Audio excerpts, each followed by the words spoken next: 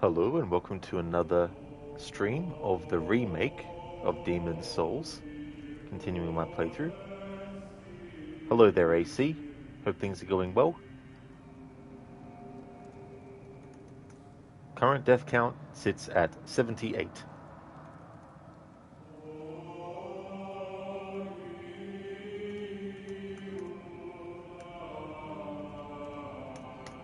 Would definitely like to recommend people check out AC's channel. Does a variety of different kinds of things, just chatting to playing GTA Online as well as Conan Exiles and Dishonored.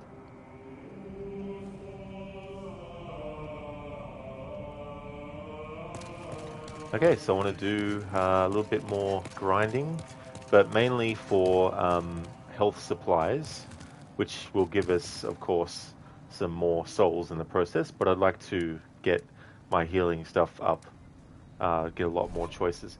Even though I've got 99 stored, I still want to have some up my sleeve.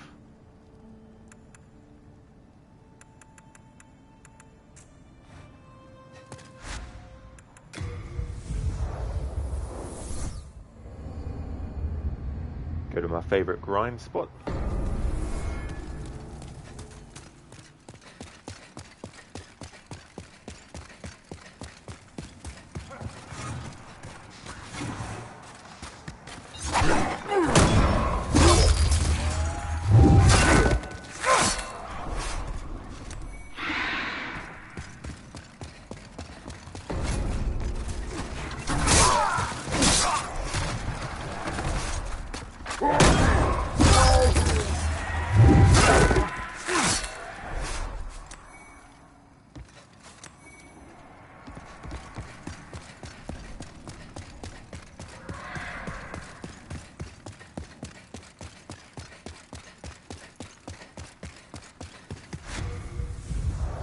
Hello there, Drake. You thought of something funny. You're playing Skyrim as Arnie and you wonder what he would be like playing other roles like a mage or an archer. That would actually be funny to see him in those kinds of situations. I could just imagine before he actually fires off like a blast of light. He'd be like, something like, how's this for a blast?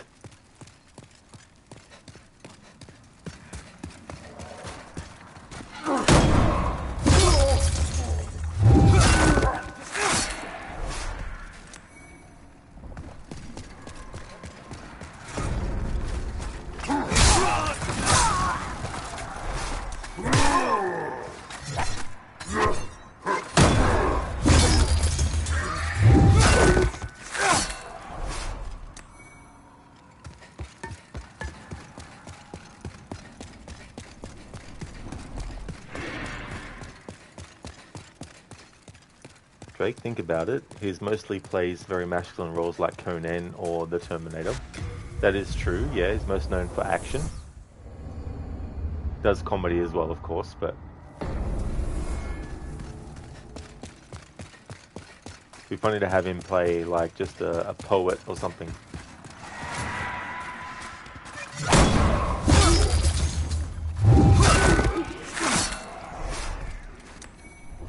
Not that, you know, you can't be masculine and be a poet. Not that you have to be masculine to be a poet either, but it's a role of a type you wouldn't expect Arnie to play.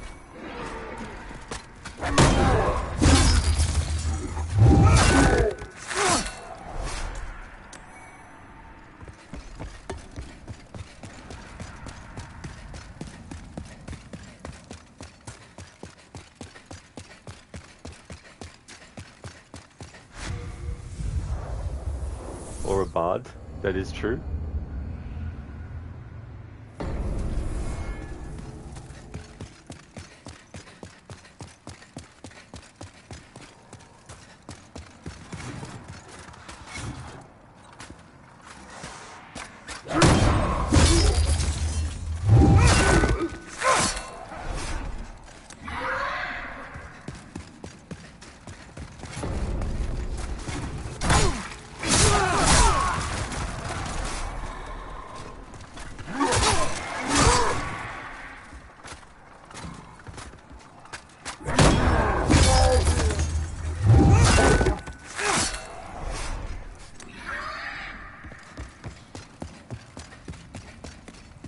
Drake, you really need to watch you some Conan the Barbarian movies. Never saw a single one. Oh, interesting.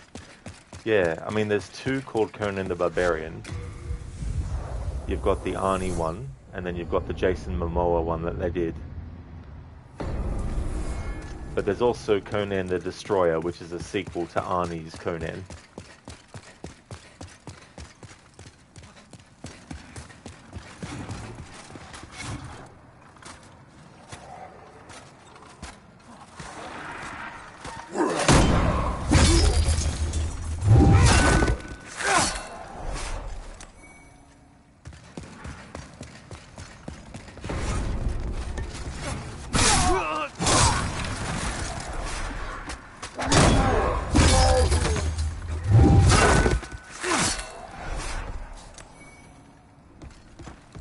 What's interesting is that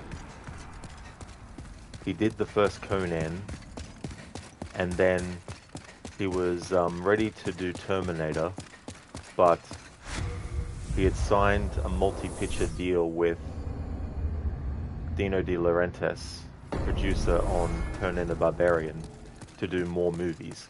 Ultimately, and still to this day, for now, Arnie only did 2 movies. But because they had him contractually obligated to do Conan the Destroyer, it meant that they weren't going to wait until he had done the Terminator.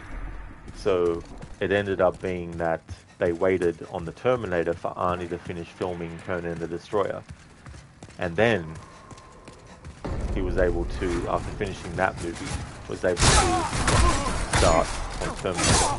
Of course, before he came on board to start filming in Terminator, they'd already done whatever they could with Jennifer Aniston and Michael Biehn, respectively, as Sarah Connor and Kyle Reese, and other scenes where the Terminator wasn't yet required, so they're able to cover all of that stuff.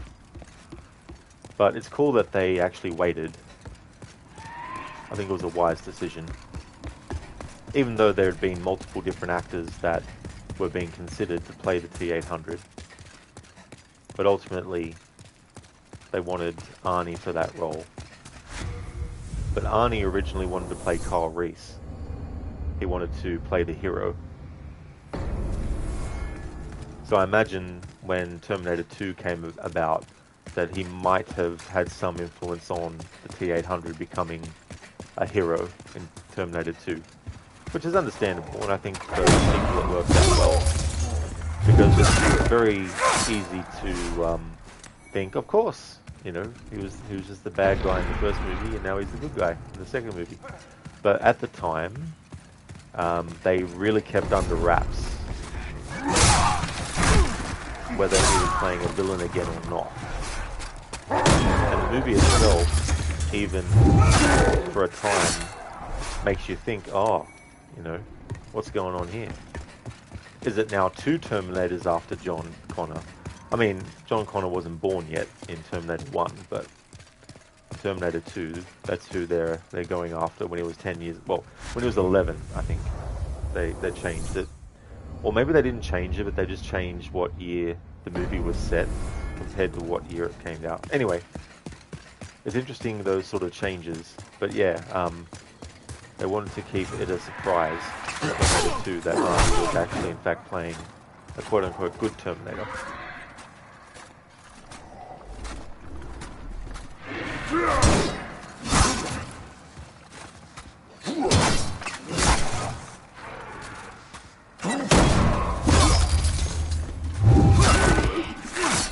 Great, hit you up on this. You don't get the bad guy T-800 and the T-800 that was on Terminator 3. Oh, in what way? Because they're different models, actually. I think in Terminator 3, he plays a T-850, I think.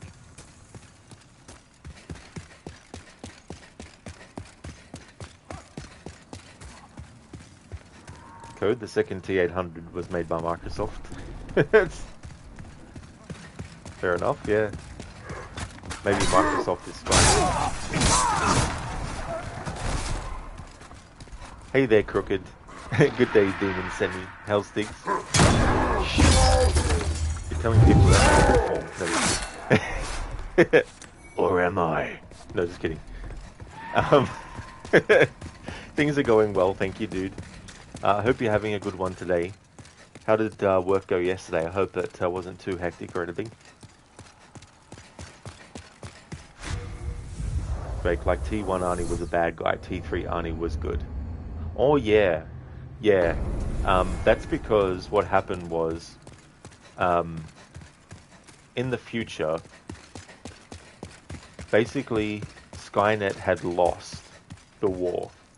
However, they had a backup plan, which was time travel. So they sent to 1984 a T-800 to kill Sarah Connor.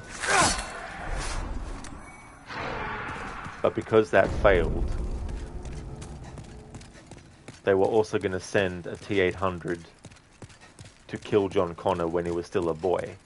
However, the humans in the future actually reprogrammed the Terminator. The novel for Terminator 2 goes into this detail, but essentially they captured a T-800 without it killing them all, and then they managed to sedate it enough to be able to actually reprogram it so that it wouldn't actually kill any humans, and specifically program it to protect John Connor. There's obviously a paradox in this, because it's like, well, how did Skynet know that the T-800 that they sent to 1984 had actually failed? Well, to answer that is to not answer that, because even answering that is not an answer to that. So, that's the trick. However, if you look at things logically, right? Now let's say time travel was invented by a sentient AI that didn't need any human intervention and saw humans as a threat. And it knew that it was going to not ultimately win. But it had time travel up its sleeve. Do you think that they would just send one Terminator to one single point in time? No, they'd probably send heaps back in time. Which, as much as it's a terrible movie, Dark Fate does actually explain that there were multiple Terminators sent by Skynet to do different things. But even that's a paradox, because it's like, well, why send a T-800 to kill Sarah Connor when you can send the most advanced model, which at the time was a T-1000? But then that messes up Terminator 3, because then if you have an even more powerful Terminator than a T-1000, why are you sending a T-1000 instead? So it just becomes a whole big convoluted mess, which was actually simpler when there was only 2 movies, really. Crooked, glad to hear you're doing well. Just dropped off Levy and her mum at the airport for their London trip, so finally got some peace and quiet. Kappa. Work was good yesterday, definitely a lot, but manageable. Today will thankfully be a short day. That is really good that it will be a shorter day for you, dude, as well. You know, that would definitely help a lot. And that's good that they're going to be going for a trip as well. You know, hopefully they have a safe one and they enjoy themselves as well. Drake, they sent Kristana Loken to kill John Connor. That is true, yeah. Yeah, I actually think she did a great job as the TX. And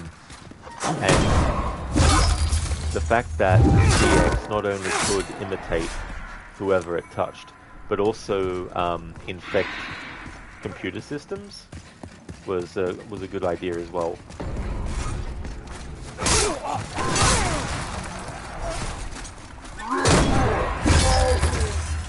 Hey there, Nico. I hope things are going well.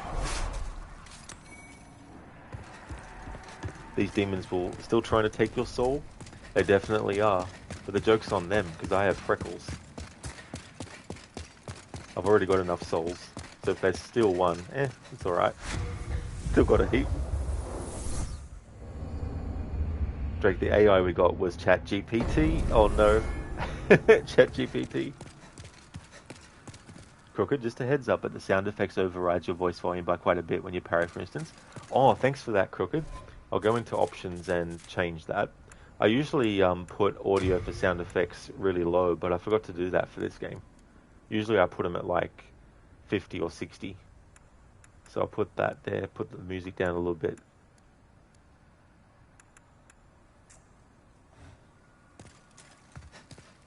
There we go. Let me how this is with the sound effects a bit lower. Etone, you asked the AI if it thinks he would beat you in a fight if it was downloaded onto a humanoid robot. It basically said it would literally be impossible for you to beat it, but in a very technical way. Boom.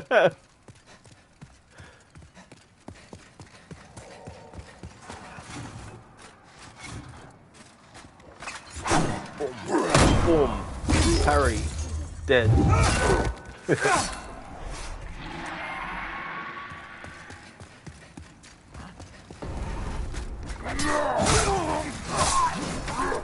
Huzzah! Boom.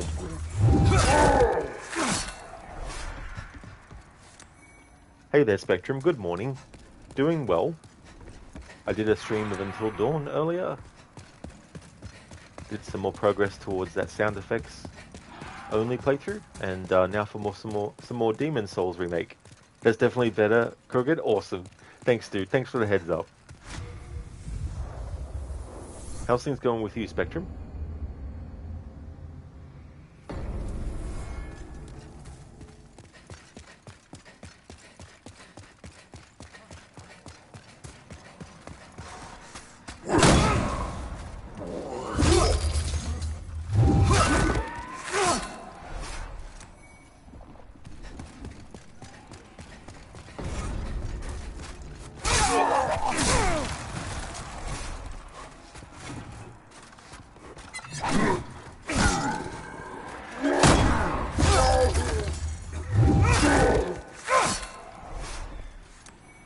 Spectrum, you're up extra early today. Hubby has cataract surgery. Oh, well, I hope that the surgery goes well and that he's able to have a quick recovery from that too, as well.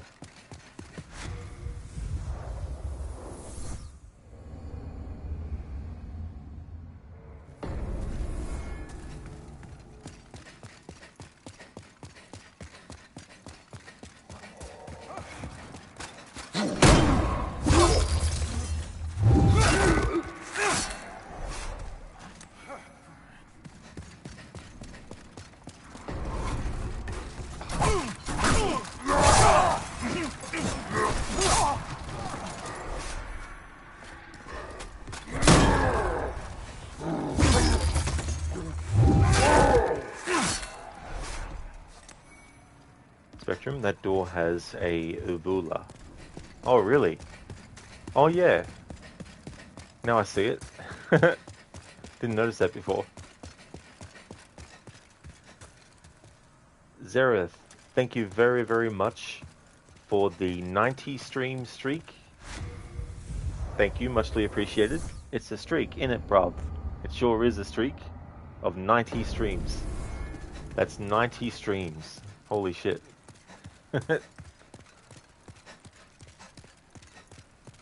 That's okay, Spectrum. That's no trouble at all.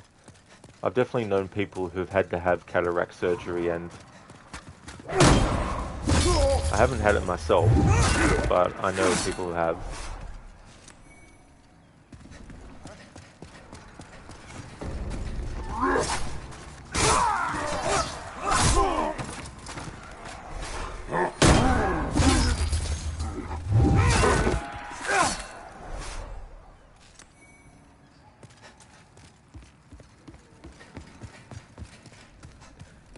Zereth, voice accessibility actually recognized bruv. That's cool that it did. And it also had that, you know, spelled that like that too. Etone, what a savage. 90 streams watching you like this. That is true, yeah. That's definitely a lot. But even one stream streak is definitely appreciated as well.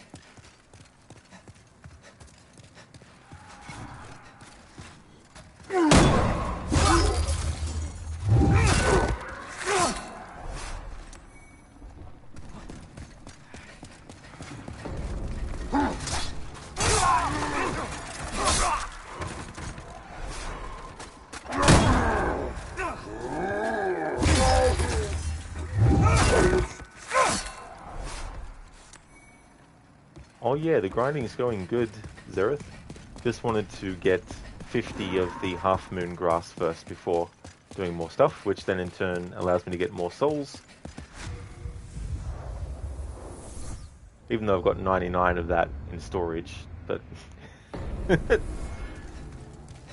this way I still get to keep the 99 and then get the 50 for being able to use it in gameplay.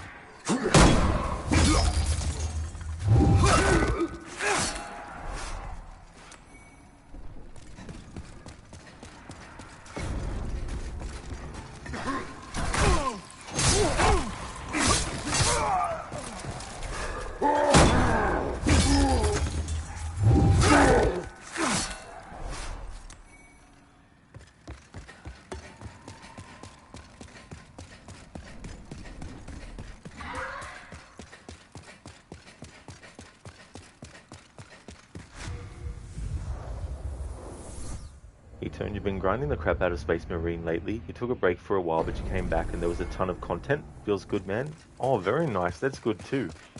That more content was there by the time you came back to it. Zereth 99 storage, but the inventory not one.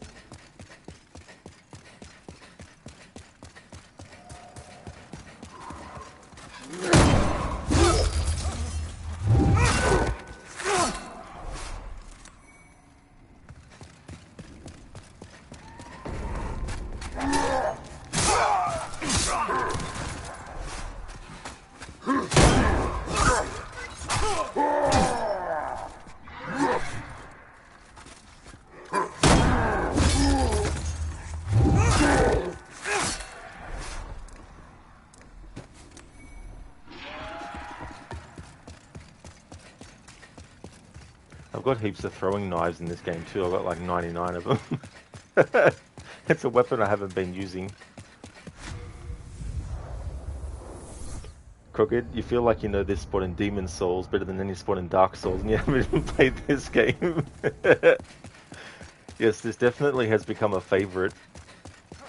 There was a spot I was using before that was for a time giving me some good materials, but now I've reached the point where the things I need materials for upgrading doesn't get dropped by that enemy anymore. And that was a low amount of souls that I would get from that too as well. And then once I found this grind spot, I was just like, this gives good XP or souls. Dr. Darling, you think Rod might? You mean you're not 99.999% sure, but it's possible that Rod is a favorite farming spot. It could be, that is for sure. I mean, there's probably a better one, but for now at least, this is good. It's quick as well.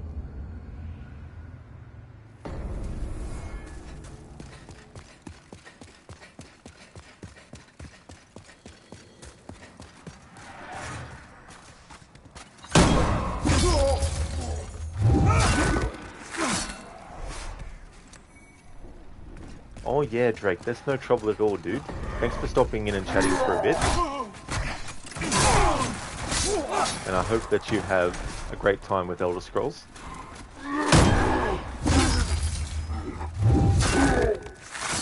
I love doing that. When the too many items, you can't carry anymore screen comes up. If you do the parry and then press the button to get rid of the message, he'll do the animation for picking up the soul and then the animation for the parry and kill will still go through. Well, thank you, Drake. I'm glad that you enjoy the streams, and I really do appreciate that too, as well. I hope that you have a good one.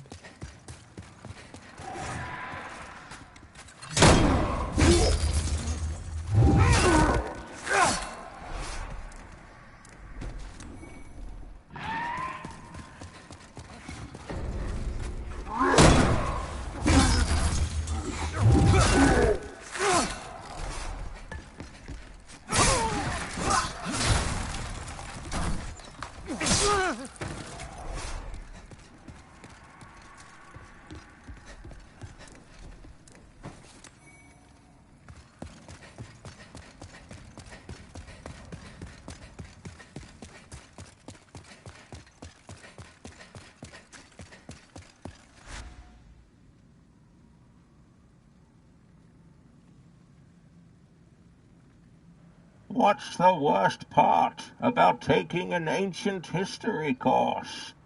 The professors tend to babble on. That's a very clever one. Thank you for redeeming that as a Bane impression. What's the worst part about taking an ancient history course? The professors tend to babble on. Hello there, Inmita. Things are well, thank you, dude. How's things with you?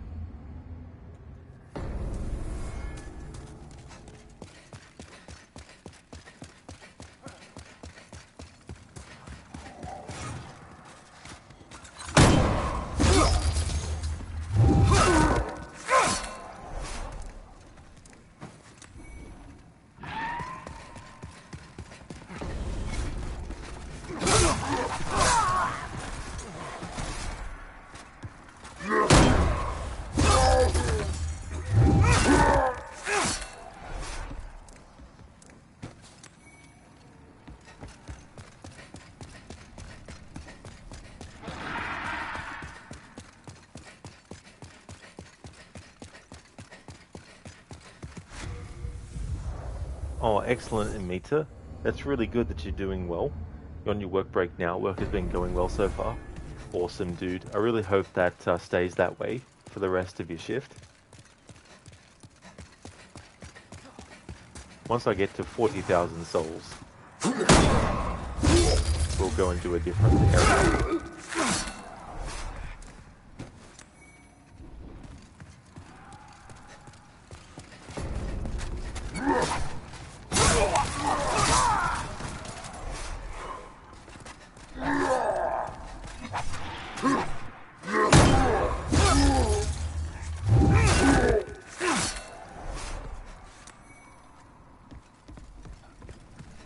I hope Until Dawn went well.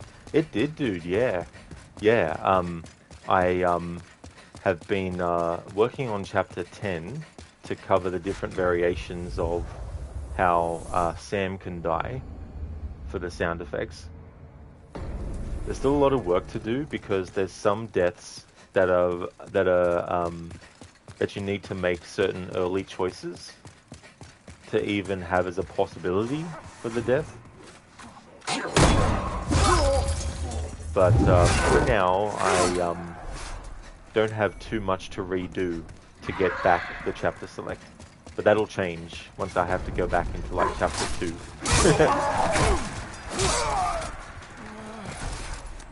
So yeah, it's pretty complex. Thank you, Anita. Cheers, dude.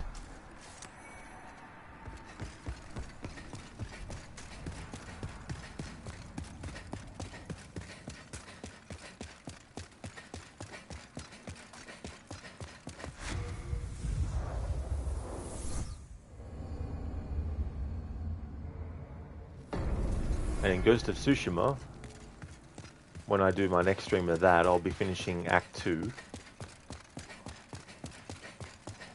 So I may end up finishing that game this week, I think.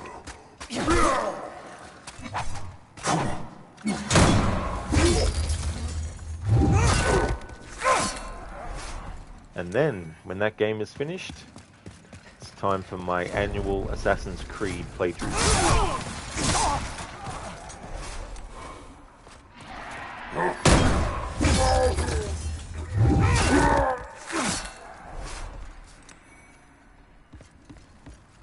yeah, and Mita, I'll be doing 16 games in the series without breaks between. Last year I put them into blocks and then did a break after every block of games to do other stuff. But I'm going back to doing them back to back again.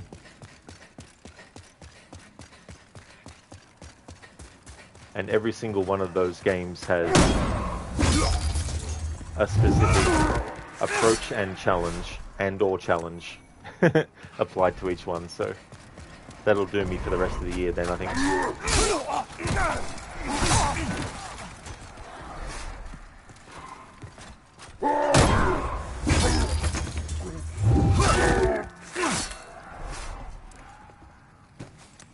Hey there, Dread. Good morning to you too. How's your day going?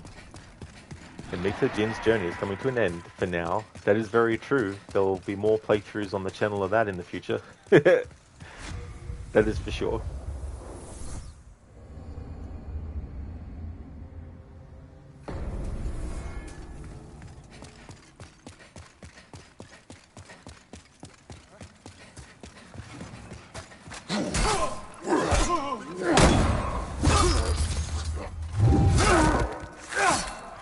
Oh shit, I was supposed to stop grinding when I got 40,000 souls.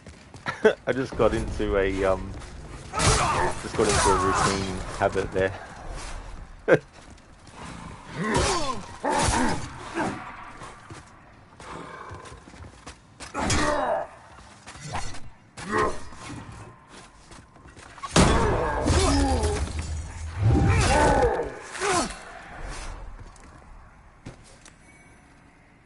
Good, not it's going good. And with you? Excellent, that's good to hear, Dread. I'm doing well too. Had a stream of Until Dawn earlier and made more progress on that playthrough, but there's still definitely a lot of streams to cover for that. In Meta, you also concluded your on-stream playthrough of Elder Scrolls Online yesterday. You'll continue the rest at your own pace off-stream. GG's to that in Meta too, as well. And that's good that you reach that point, because then when you do stuff off-stream, at least you have the ability to do more or less than what you can at any given time, you know?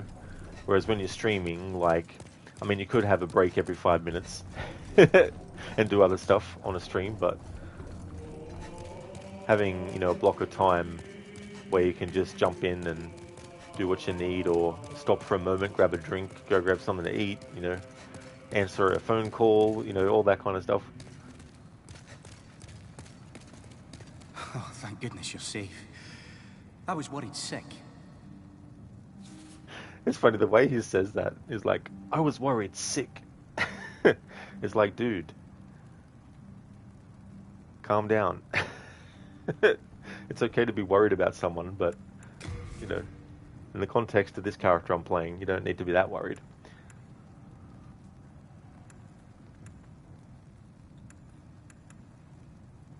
Next I'll be like, and where were you for the past 10 minutes?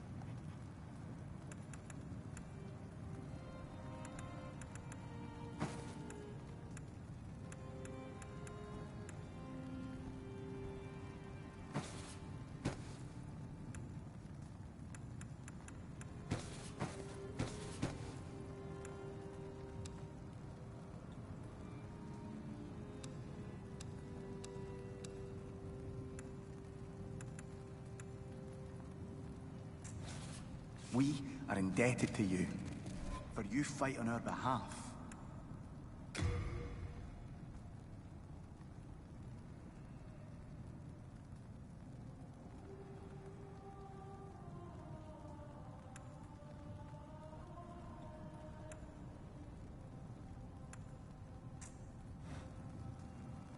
Thou seekest then touch the demons.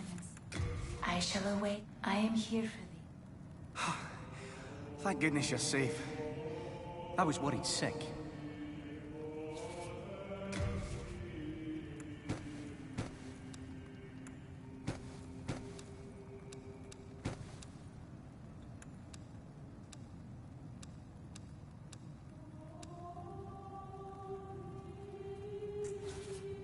We are indebted. indebted to you.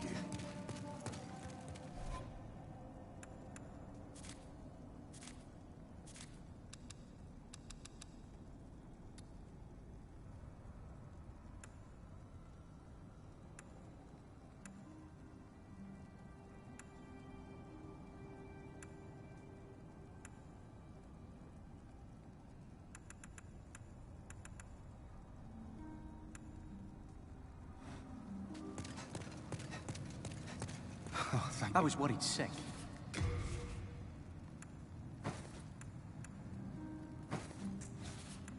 We are indebted to you.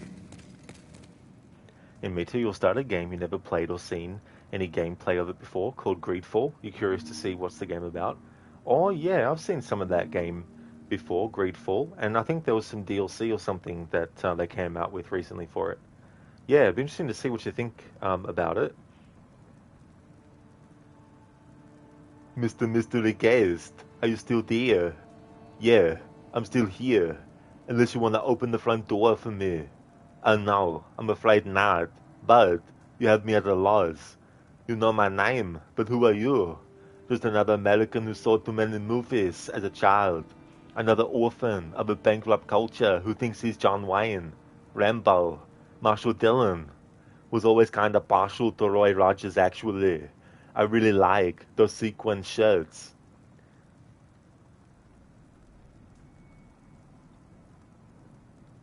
Do you really think you have a chance against us, Mr. Cowboy? Yippee-ki-yay, motherfucker.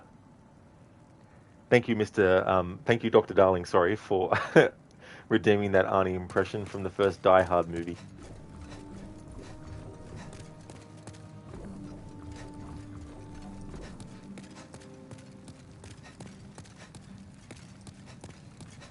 I'll excuse the rudeness, but only this once. I'll excuse the rudeness, but only this once.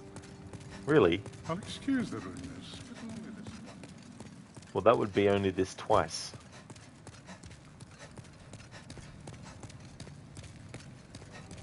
I'll excuse the rudeness, but you're just lucky it's me. I'll be thankful if I can do anything. I can forge weapons for you. I can forge weapons for you for a fair price. What's the hurry? Where are you off to? Haven't you any manners?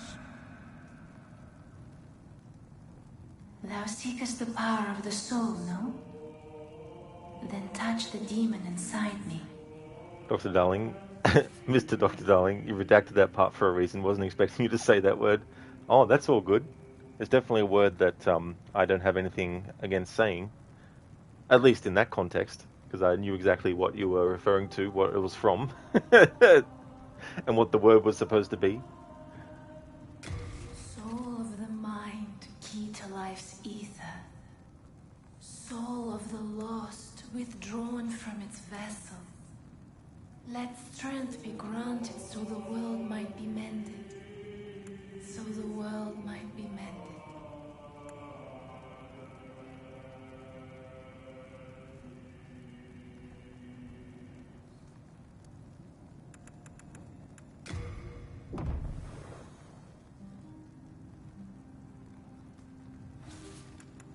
Art thou finished?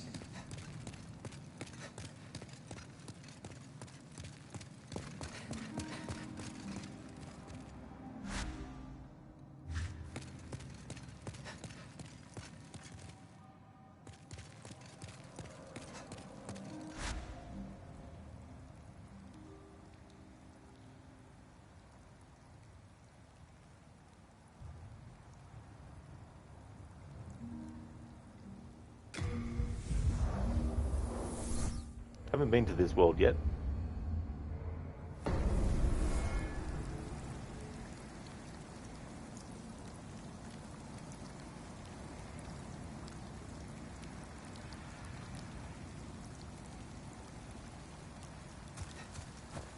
Or if I have, just briefly to have a quick look at what it was like.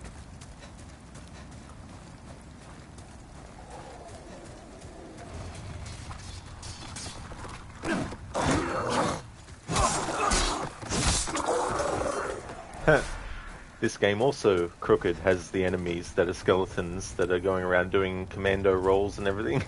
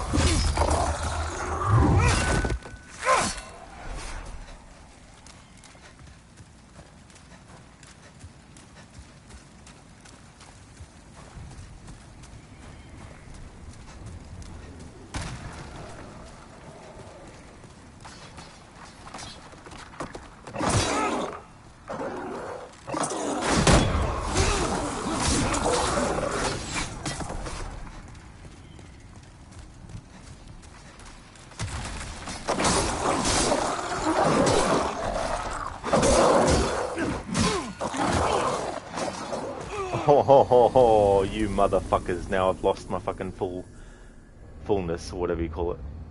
Now I'm a soul again. Fucking pieces of shit.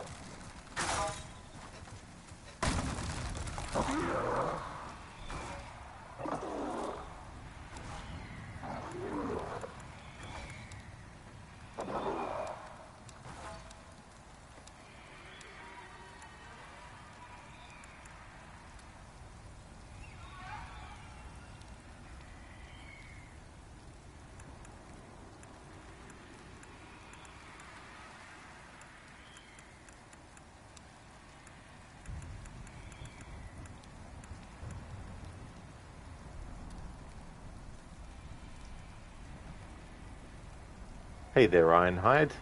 How's things?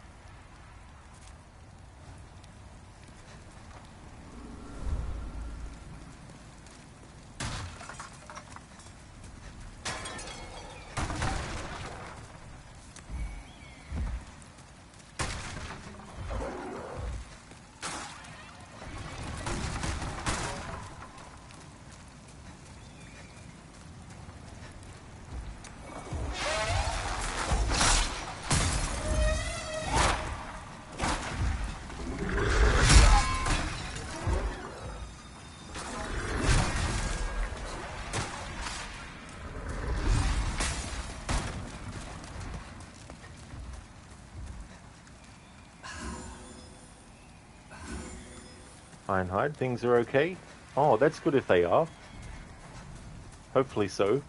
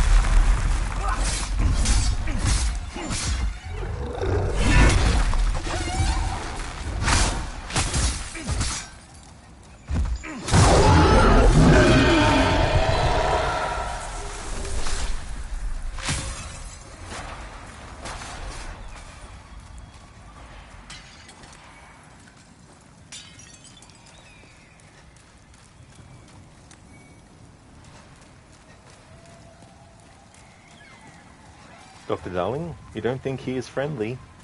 Maybe he just doesn't know his own strength. That might be it. Ironhide, that was a sucker punch. That was indeed a lot of power behind that. You still, you tried Sekiro, still didn't get past the tutorial. Oh, it must be a tough game. I've heard it can be tough. But yeah, I haven't played that one myself yet. But hopefully, you can get past that point soon. Did that guy teleport? Oh, the guy that we killed, no. Although, maybe there's somewhere that his soul went different. Or tried to before I took it.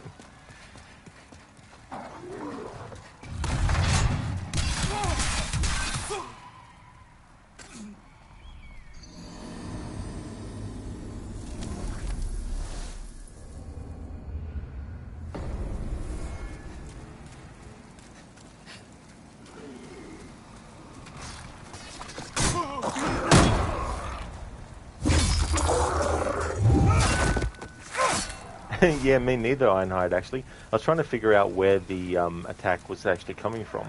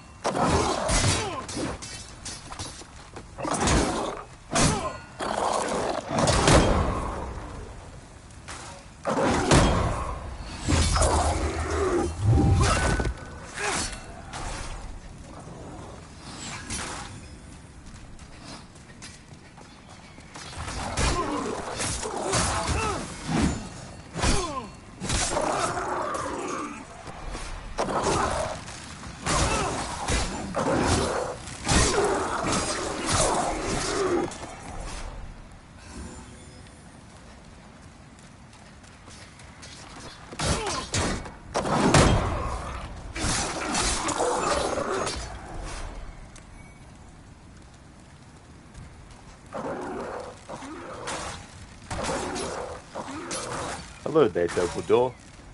How's things?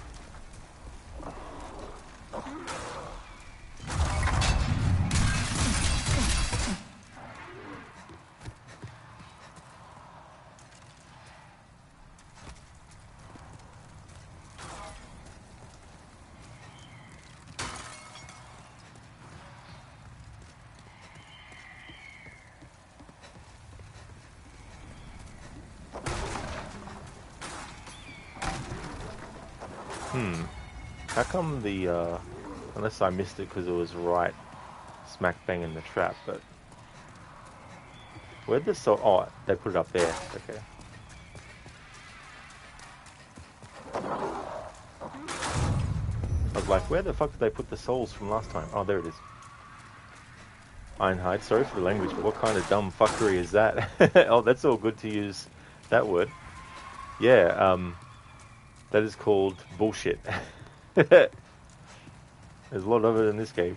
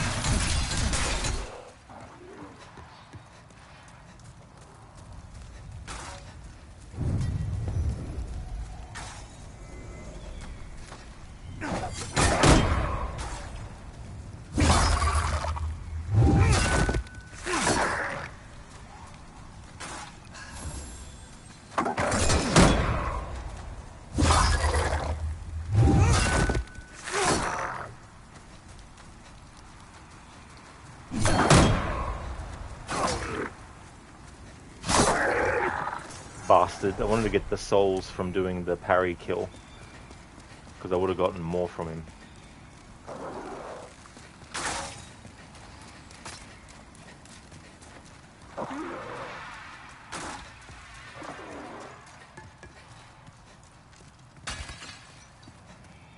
Einhide. Today, Mila Jovovich published a tool to improve memory storage for LLMs. What's an LLM? Not familiar. I know who Mila Jovovich is though, but I don't know about LLMs.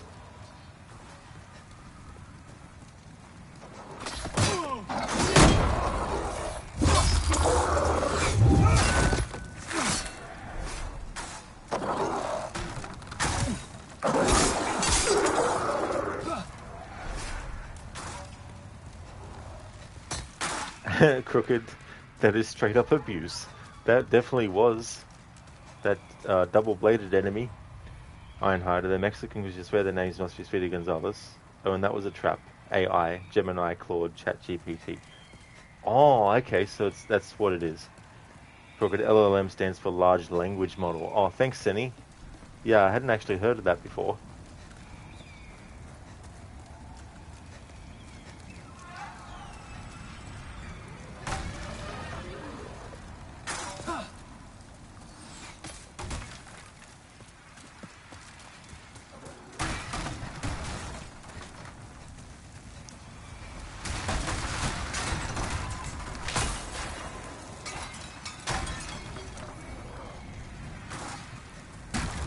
That's interesting. That big giant enemy hasn't appeared again.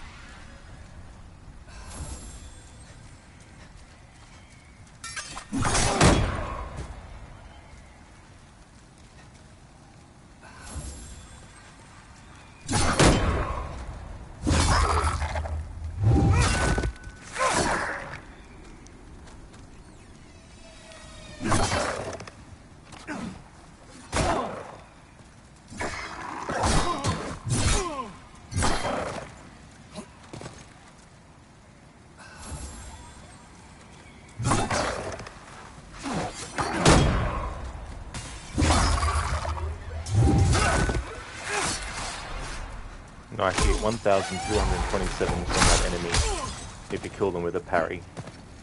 Well, not just a parry on its own, but obviously you need to strike after the parry or riposte.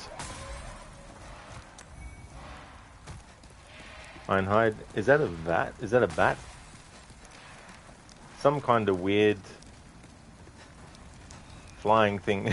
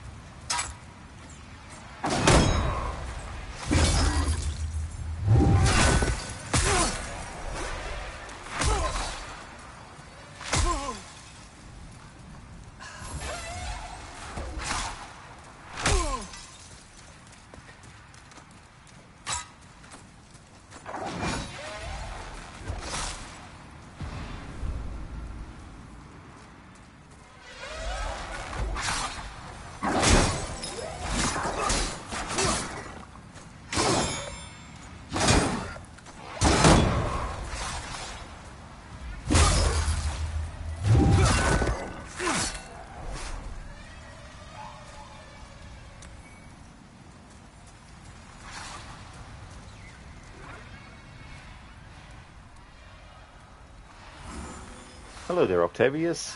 How's things?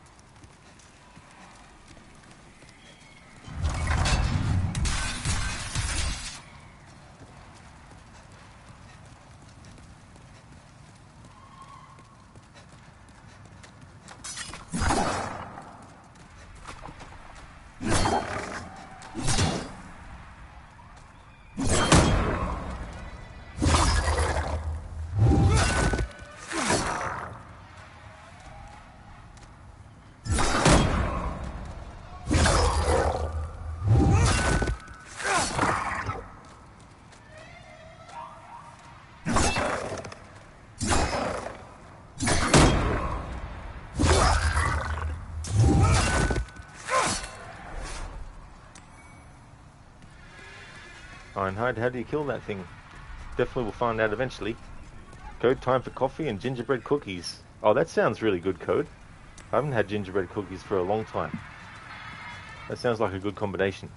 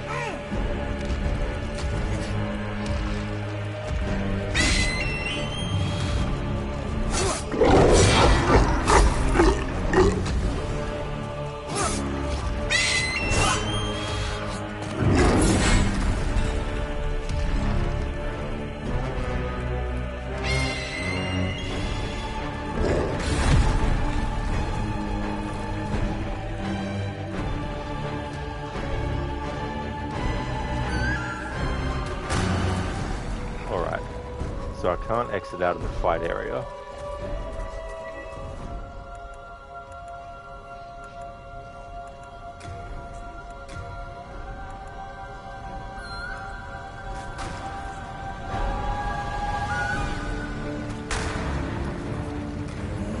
Except this way. Good. Lets me do that. Alright.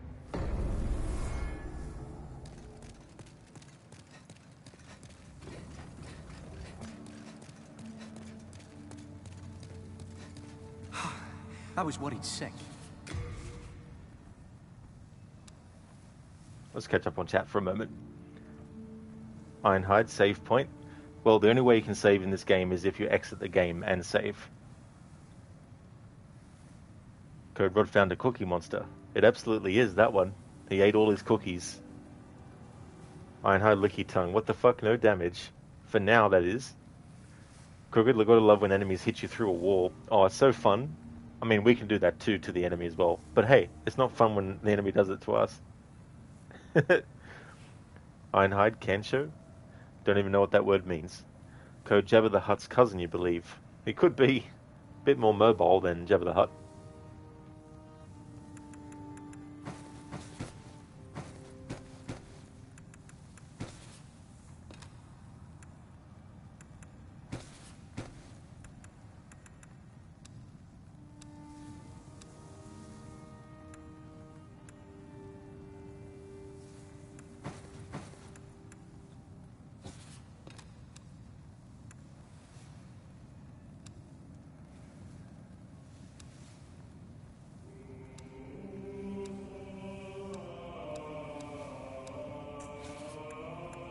We are indebted to you. But you fight. I'll excuse you. Just lucky it's me.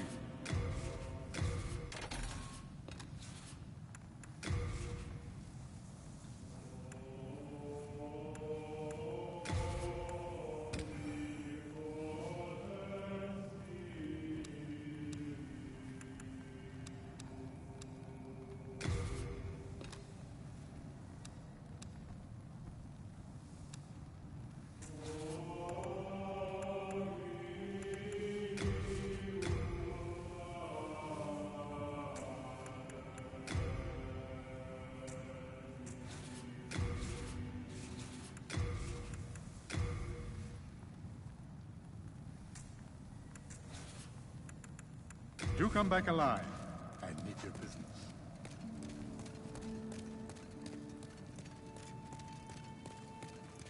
Ironhide, Kensho is that Japanese thing where someone pokes another's butt with their finger, or fingers in the shape of a finger gun.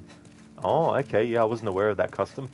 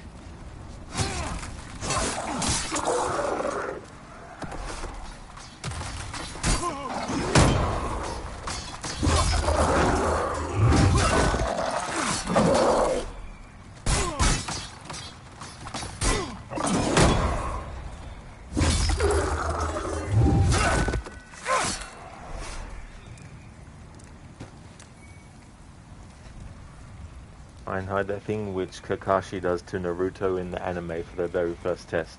Oh, okay, yeah. I've heard of the character of Naruto, but I've never seen any of the shows.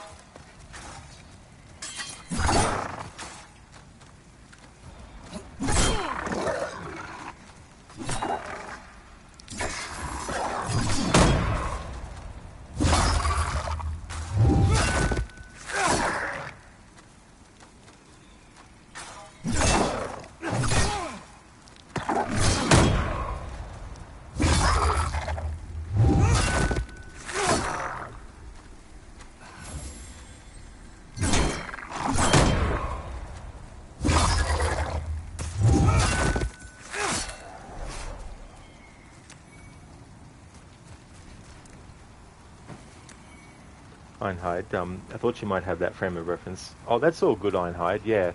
No, anime stuff. The most I probably watched was when I was a kid, growing up with G1 Transformers, as well as Voltron and Astro Boy, and probably some other ones too that I don't remember. But that was when I was a child. Hey there, Keone. Hope things are going well.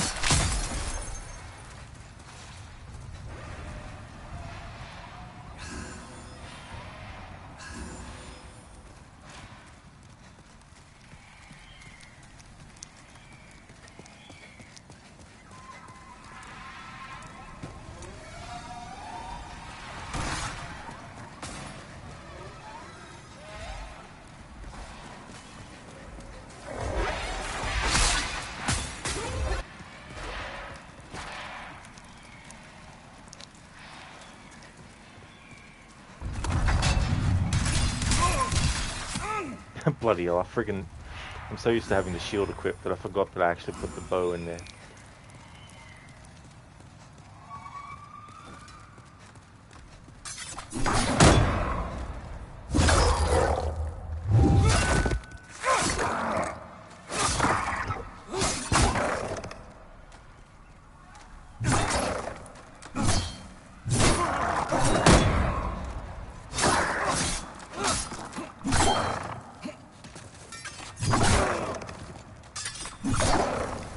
You motherfucker of a thing.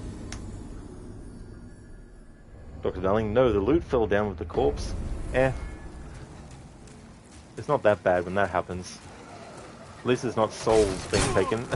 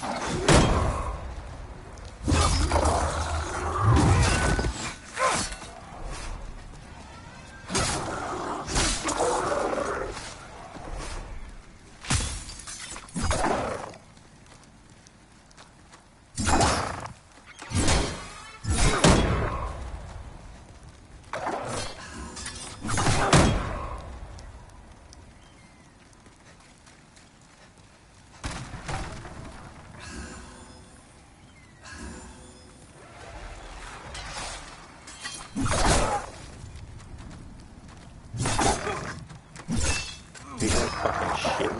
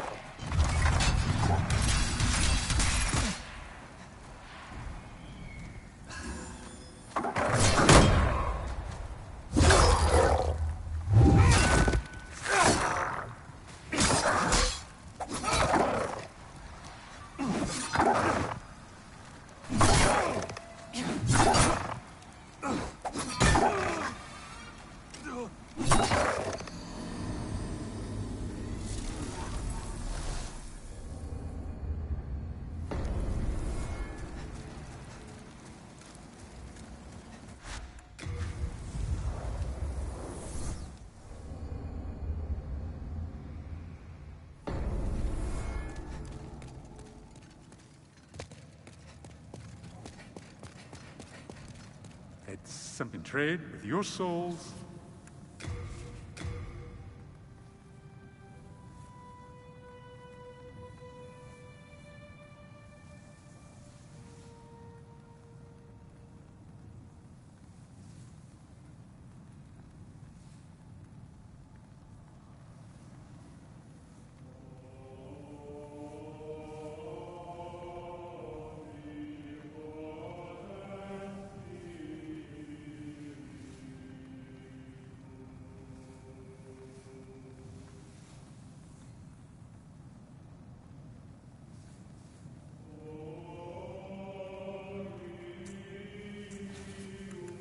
No, interesting.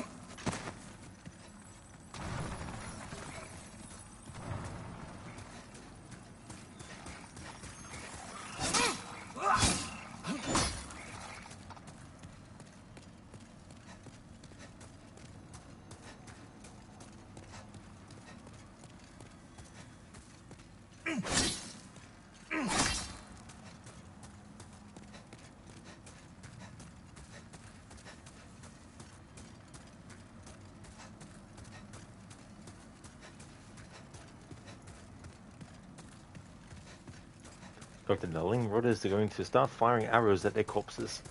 Oh, I tried that before and I don't think there was any impact from it, so it wasn't worth it.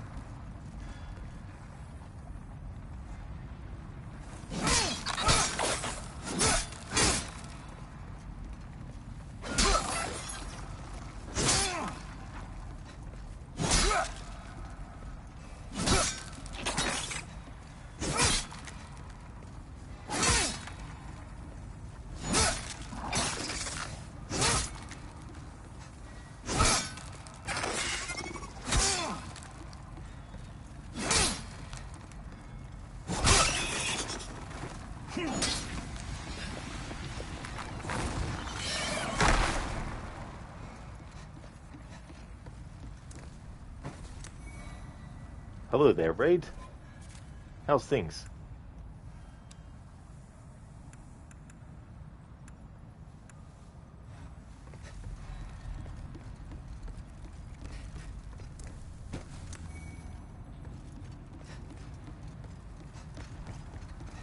Hello there, Bear Suit. Good day to you too, dude. How's things?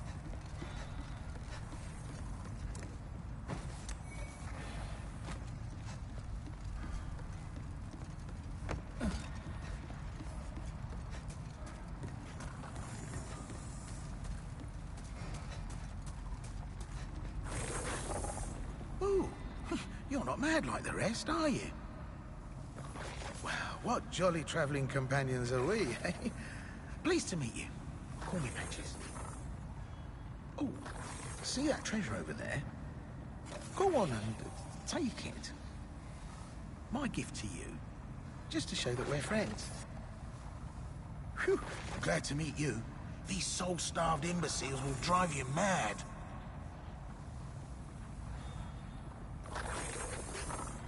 Raid, you watched the Mario Galaxy movie. It was certainly an interesting experience. So was it out of this world? I still haven't seen that first one that they did. As in, the animated one. Bear Suit is going well here, just getting the workday started. Very nice Bear Suit. That is really good. Are you in a new spot today, or is this the fight after yesterday, or is this right after yesterday's boss? This area, I did do some of it, and I went to another area to try it out, and I need to upgrade my sword better. So I've abandoned that world for now, and then I thought I would come here because I looked up on Google for where to go to get the material I wanted, and it was this world again. Hey there, Placenta. Hope things are going well. Hey there, Ogorki. How's things? Raid, well, he certainly seems trustworthy. I don't know. I think that creature might have something to say about that. What's the matter? Now I'm going out on a limb here. Give me a chance to prove my good faith.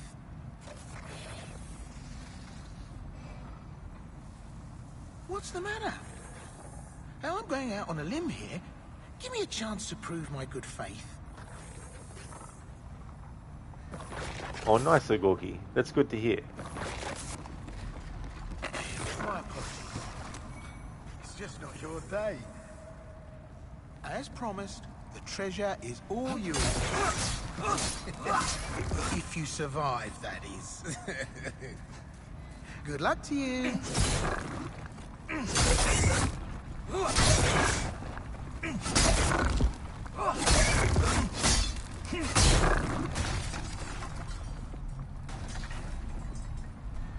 He gets to live for now.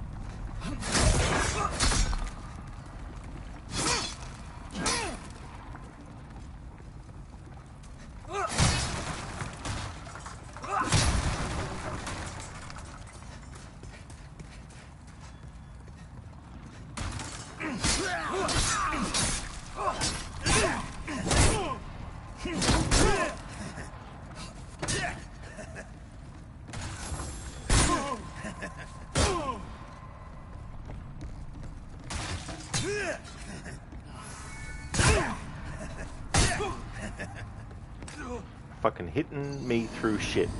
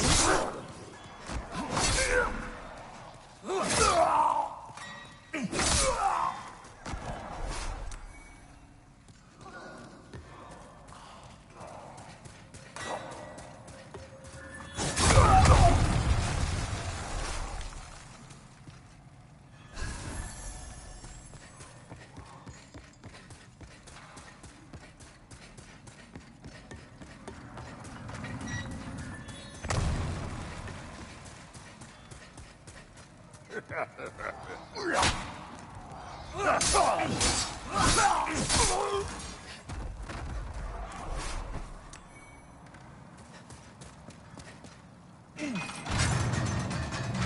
you're playing Achilles Survivor currently, an indie game, so you'd not be surprised if no one has heard of it. So many small indie games out there now, they are impossible to really keep track of. Oh, that is good though, Percenter as well, because sometimes you can find some gems that you might not have expected. That's why sometimes I'll go to the PlayStation Store and just have a bit of a look at games that are available and look more for sort of like smaller scale ones, just in case. Braid, the Mario Galaxy movie has a few nuking the fridge moments, if you know what that means, but otherwise it's a very fun, colourful movie. That is true, I do, yeah, it's a variation on the jump the shark moment in Happy Days, except it's referring to the fridge in Indiana Jones and the Kingdom of the Crystal Skull, how he survives a nuclear blast inside a lead-lined fridge.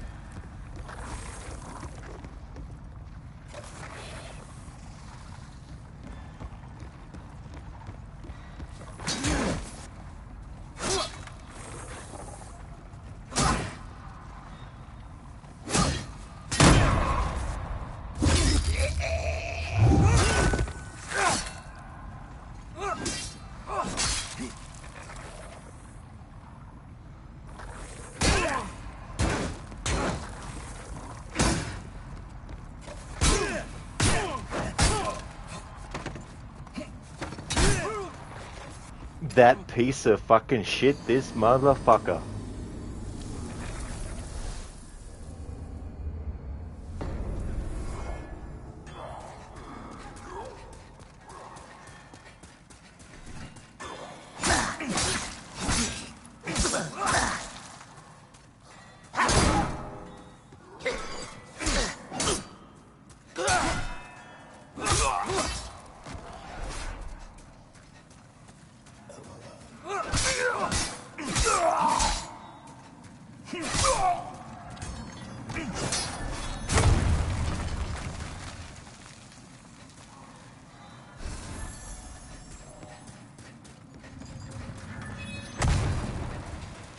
Dr. Darling, to this day, he is still trying to unstuck himself from those railings. That is very true.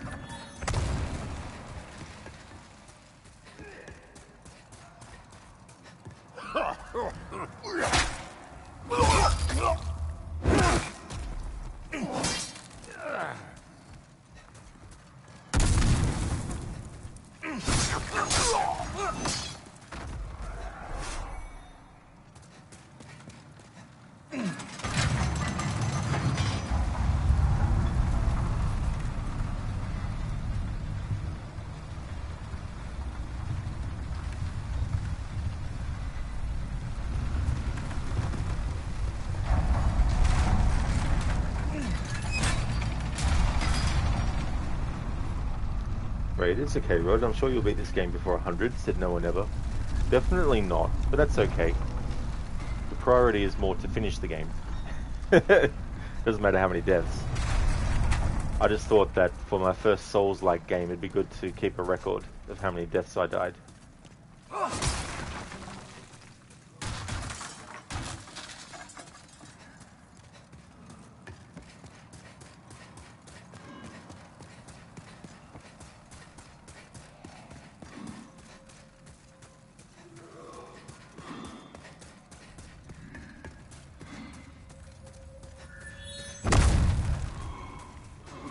Raid, I thought you had played Jedi Fallen Order. Is that considered a Souls-like game, is it? Because I know in that game, if you meditate, the enemies come back, but is that all it takes to be a Souls-like game, or...?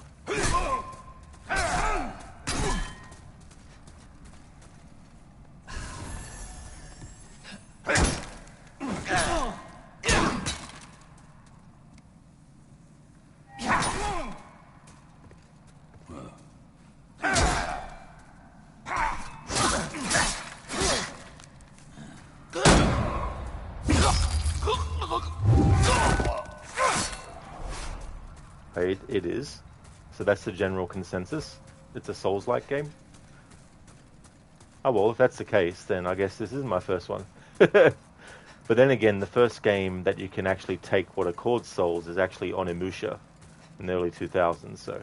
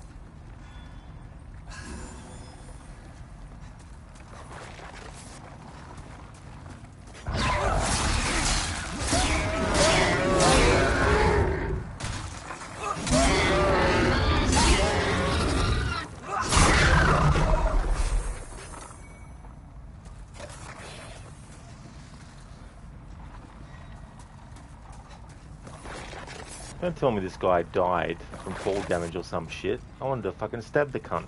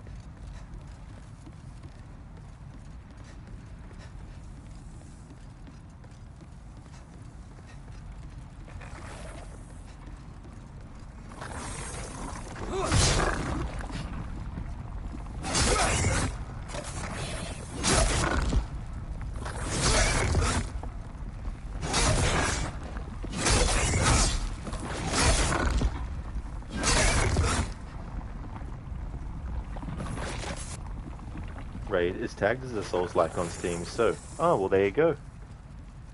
It didn't seem that difficult of a game to me. Then again, I just played on normal, so... But doesn't a true Souls-like game not have a difficulty? I guess if it is considered one, then it's not my first game. Then this isn't my first Souls-like game, then. Bear Suit, yeah, you think so? It seemed to share a lot of the elements of the Souls series. You really like that game. Yeah, it was a good game. It really was. I still need to play the sequel as well. I've got them, but I haven't replayed the first one, and I haven't played the second one at all. Glad to hear that things are going well, Octavius. I'm going pretty good.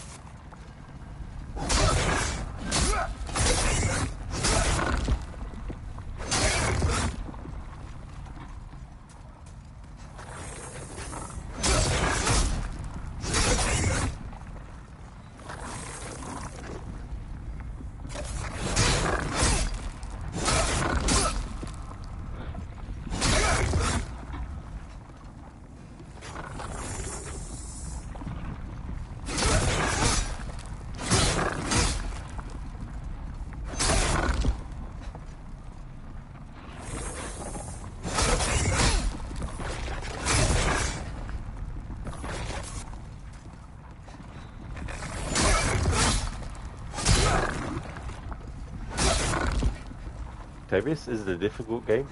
Oh no, it's very simple. People just think they've seen me died in the game.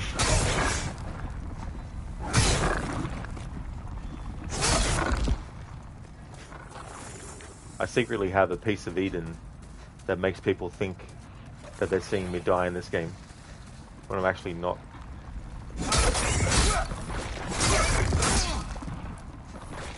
Okay, it must have been the wind. Yeah, that's what it was. It was the wind.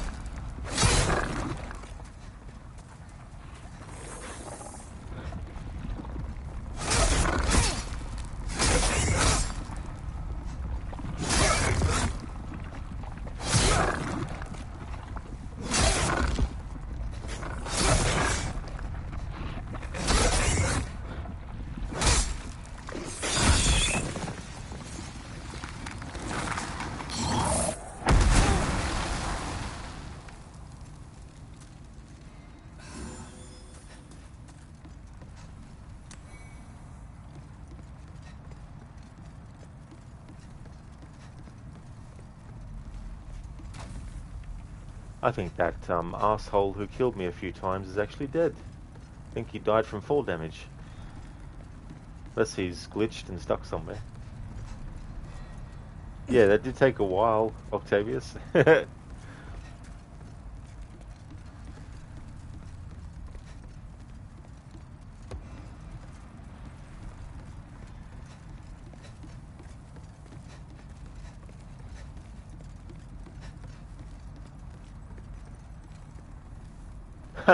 He did too, the piece of shit. He got stuck.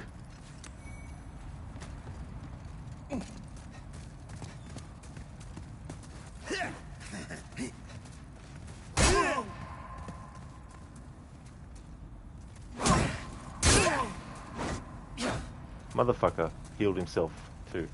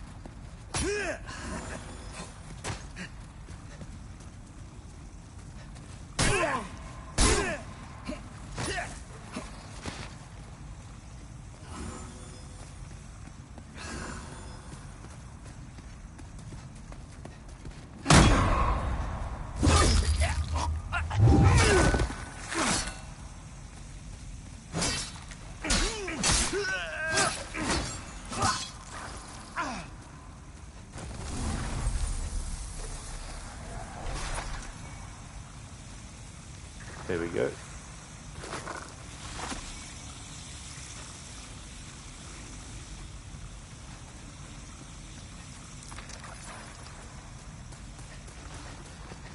Look, darling, you're just jealous of his shield. If you say so.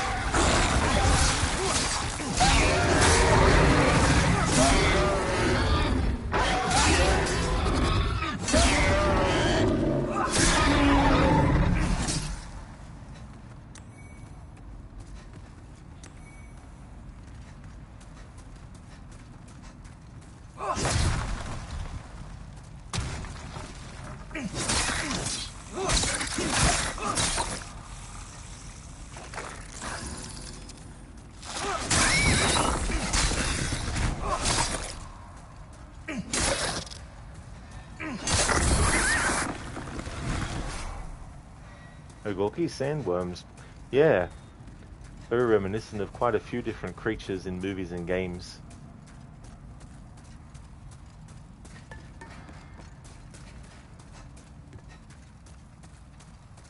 I'm hoping that guy that we just killed gets sent to the Nexus, because he's going to die there too, if so.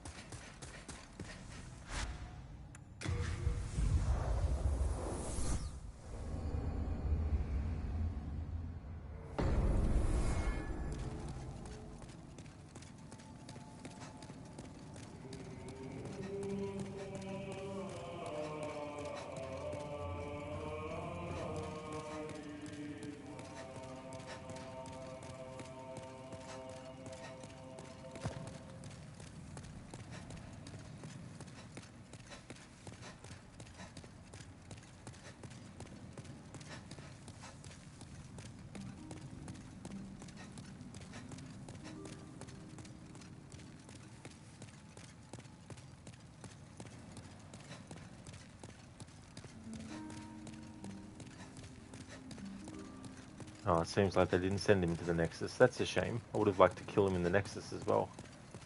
Piece of shit.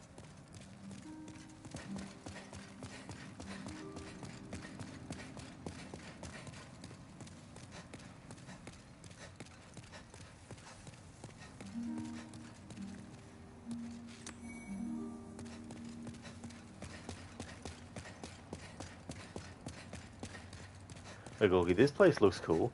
Yeah, the Nexus and how they've designed it and everything, it does look really good. Hey there, Lucinda, good morning. Demon Souls is going pretty good, except for the amount of times I've died. And some annoying enemies.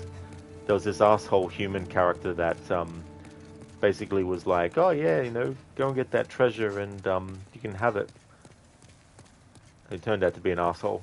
So I eventually killed him, but he wasn't sent to the Nexus, so I can't kill him here as well, which is a shame, because I would have liked to do that. Gamer, I think bro hates that guy. Absolutely. But not on the same level that I hate characters like Micah Bell, though.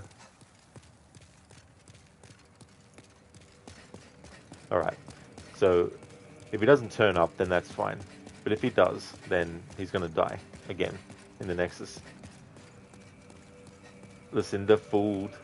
Yeah, I actually originally thought that it would be a trap that you couldn't avoid if you ran through. So I ran through just in case and got through, but then he's like, ha! And then a big giant ass enemy dropped down in front of the entrance or exit. Hello again. I'm keeping a close watch on you.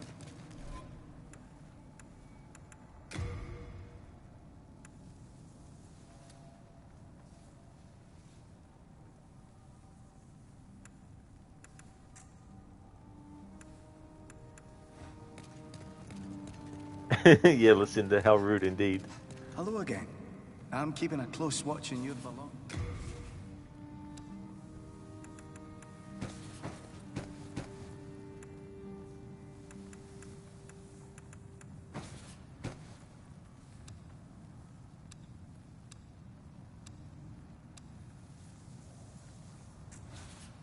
You have a heart of gold.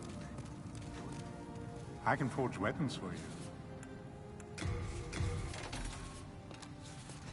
What's the hurry? Where are you off to? None of your business. Don't have to tell you where I'm going. Jeez. It's funny how he gets upset if you walk off on him. It is funny though, because not many games do that. You can interact with a character and then walk off when they're talking and they don't even react. But that guy, if you start talking to him and then walk off, he's like, hey, where are you going? What are you doing? Wait. Listen, you're doing alright. You feel like you owe the sleep bank a little bit, but other than that, you're fine. Ready for your work from home day. Although today and the rest of this week, now another co-worker who takes calls is out of office, so it might be busier than usual. Where are you off to? Me? Oh, you're curious? Come along and make yourself useful. Yeah, that's another good thing to say to someone when they're like that. You gotta love when that kind of thing happens though at work, but hopefully it won't be as busy, but you never know.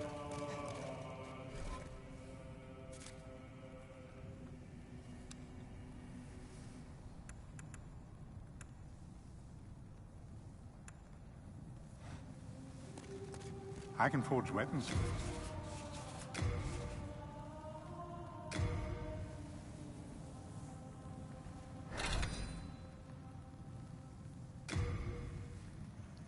Nice, I was able to upgrade the sword a bit more.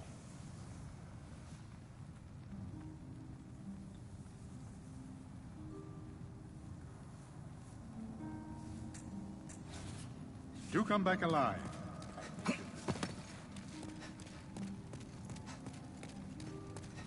I can forge weapons for you. I can forge weapons for you for a fair price. What's the hurry? Where are you off to? Have you any manners? I can forge weapons for you. I can forge weapons for you. And be thankful that I can do anything for you at all.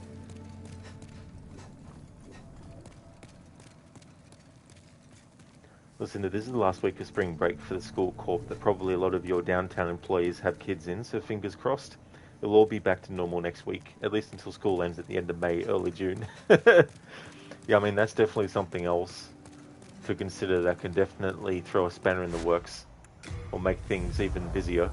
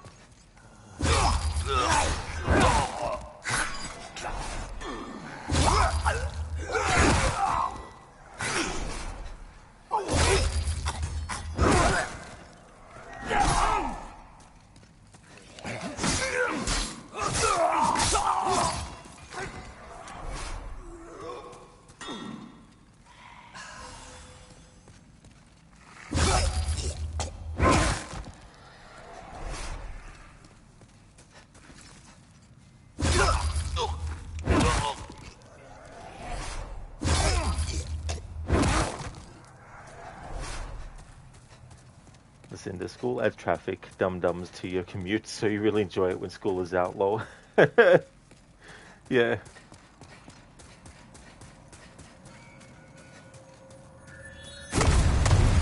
Oops.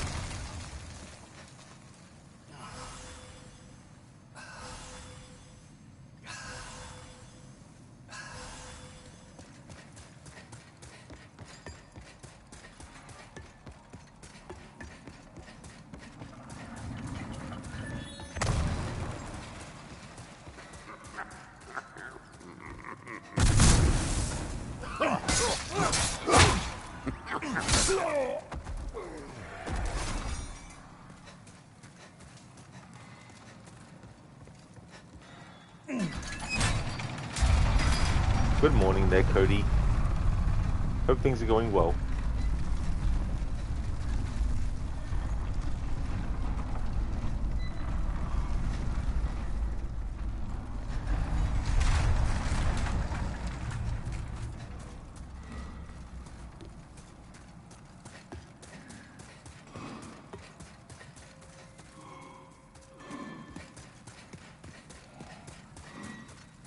That's excellent, Cody. Glad to hear that you're going good. I'm going well too. Getting close to the 100 death mark in this playthrough.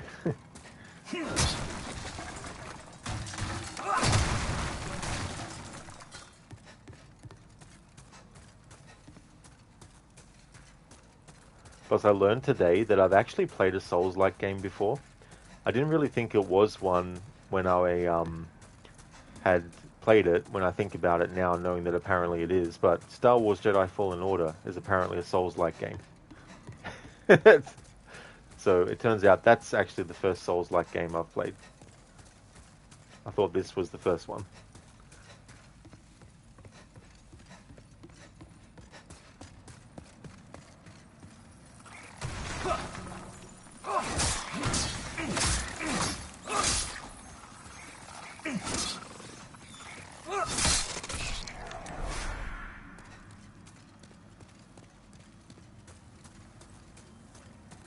I hate how these things disappear on you. Cody, you installed, downloaded this and got so frustrated. Glad to hear you're good too. Thank you, Cody. I don't blame you though for getting frustrated. There's definitely a lot of really friggin' annoying fucking enemies. Octavius, how you learned it. You have to learn the games you have played Love Mask of. Yeah. Yeah, it's just when it was pointed out to me that that was a Souls-like, and then I thought back on it, I thought, it didn't really feel like it was. Like, it didn't feel as difficult as this does. But then again, that game has difficulty settings. But then I facetiously said I thought that Souls-like games, or true ones, don't actually have a difficulty setting. But yeah, if that's a Souls-like game, then I have played one before.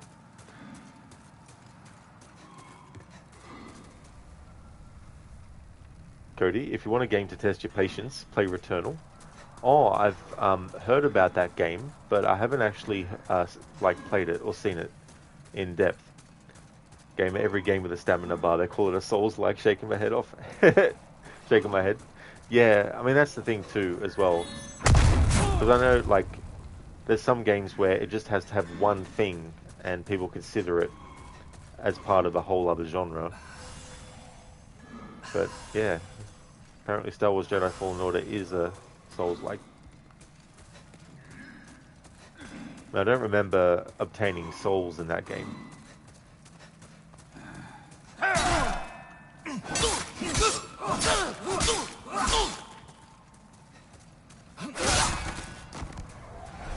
They probably just called it something else.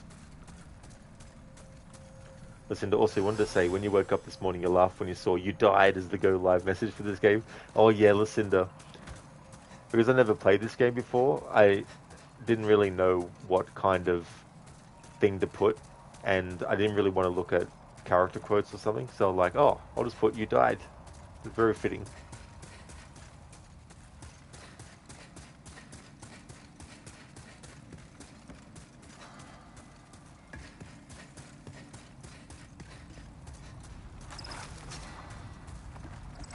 This was the big giant enemy that the guy told me about, but then just landed.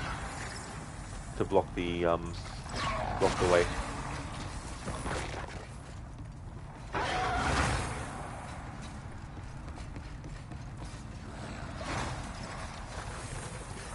Yeah, Lucinda, very apt.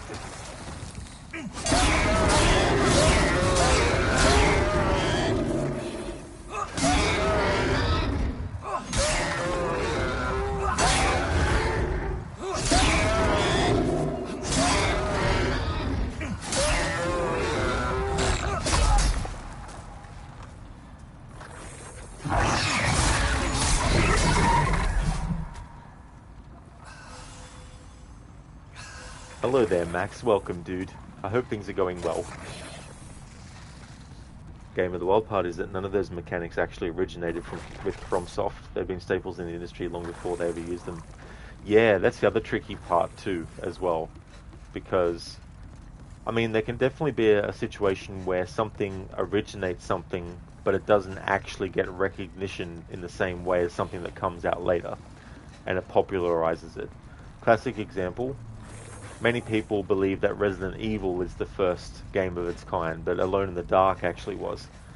But Alone in the Dark got forgotten a bit because Resident Evil popularized survival horror games. Especially with fixed camera angles and stuff.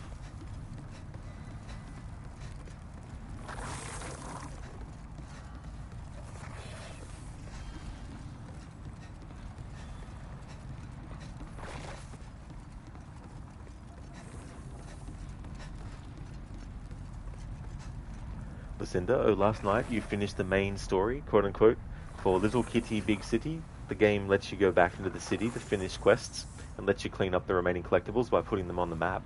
That is really cool. That's pretty neat. So do you feel like it's a game that you would replay in the future as well? Gamer, that is true. Yeah, exactly. Then you get things that a game does that then gets introduced as a basic kind of thing, like checkpoints, for example. Whatever the first game to have a checkpoint system went on to become something that became a staple of a lot of games because they didn't want to patent it and make it that only they can do it.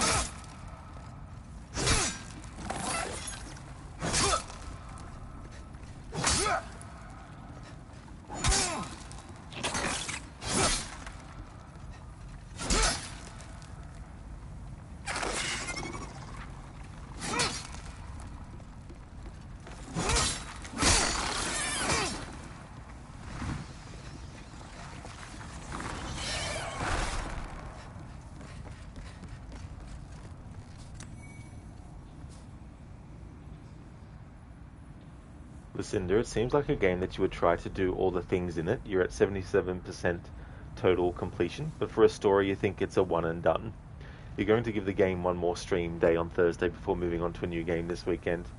That's fair too, as well, and that can be tricky when you have a game like that because gameplay-wise too, it might be very fun, but if there's not really that much of a story that kind of like makes you want to come back for the story, it definitely can be difficult to come back just for that. But it's good that you gave it a play and that you've been wanting to do the rest of it, like the whole completion. Absolutely, gamer. Yeah, very tanky enemy. Very tanky.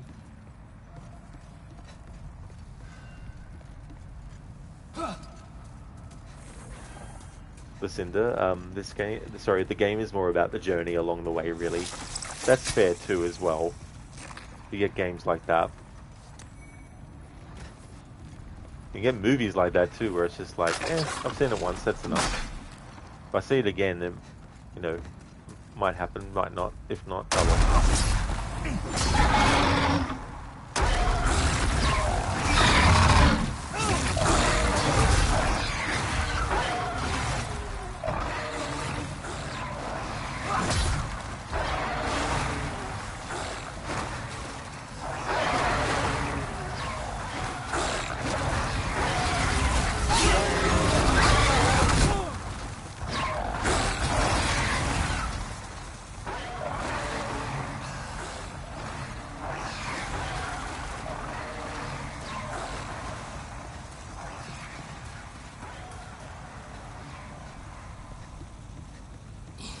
Remember me? I've got plenty of wares, so bring me plenty of souls. Have you heard? Deep below this mine, there's a dragon shrine filled with dragon bones. Well, according to that scumper anyway. I'm not about to go and find out. Those bear bugs scare the living daylights out of me. Oh,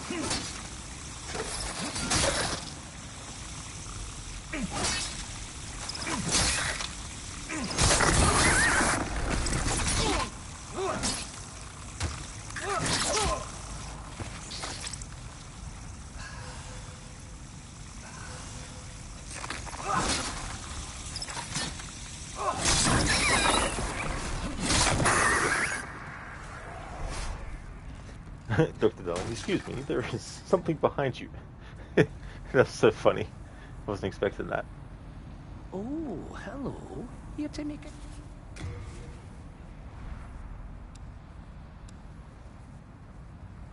That's a shame. He just sells the same stuff, just in a different spot this time.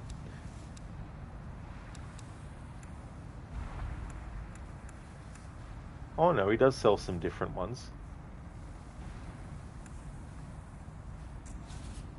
Oh, well, all right then.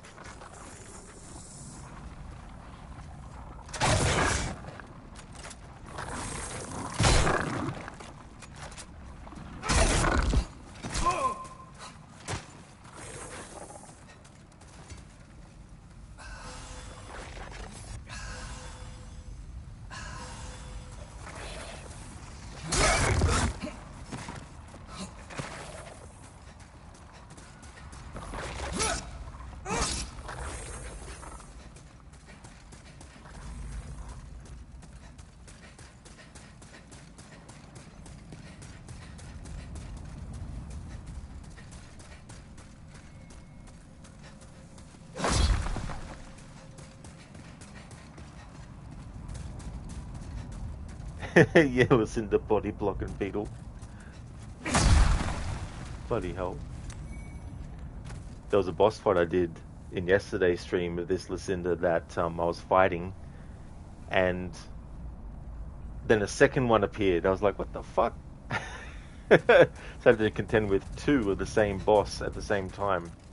He had a friend.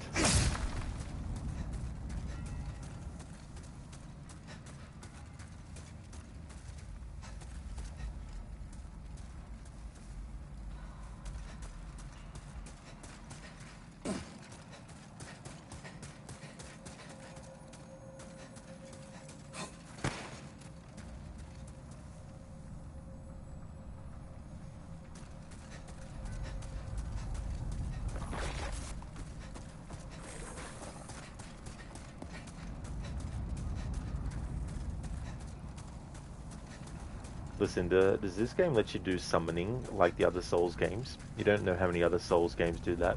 Is that when you call for like another player to help you? Because if so, it does.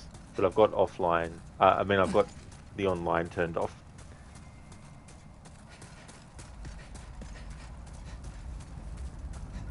Oh, so it is that, yeah. Either another player or an NPC. Yeah, no, I definitely haven't been using that. I had that turned off because I was like, I don't want other players to just interrupt my gameplay. It's,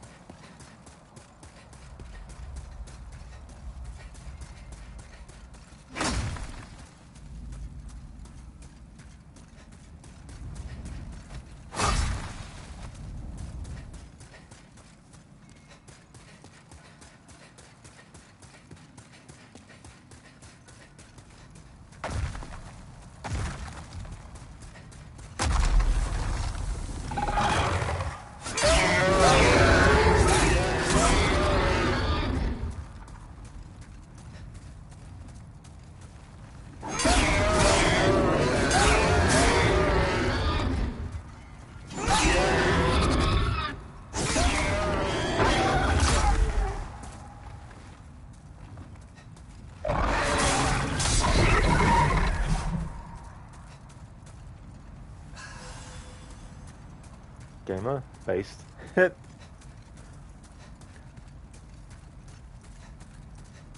It's like with Watch Dogs 1 and 2. I also turn it off for that. Sure thing, Ogorki. I can pick something to do with the Bane impression.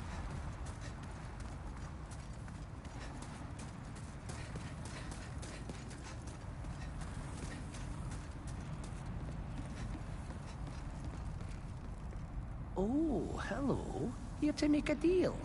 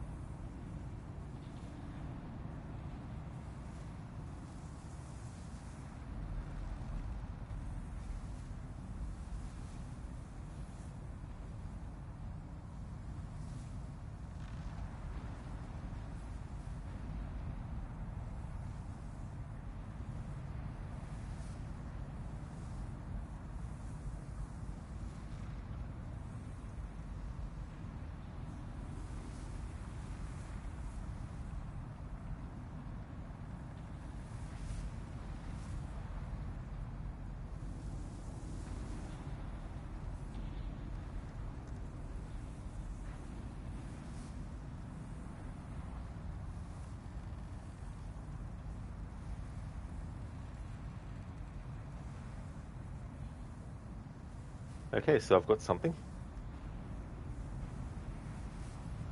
Save a guy's life, and what do you get? Nothing. Worse than nothing. Just a big, scary rock. Hey, man, don't badmouth the head. Homer, it's the thought that counts. The moral of the story is that a good deed is its own reward. But we got a reward. The head is cool.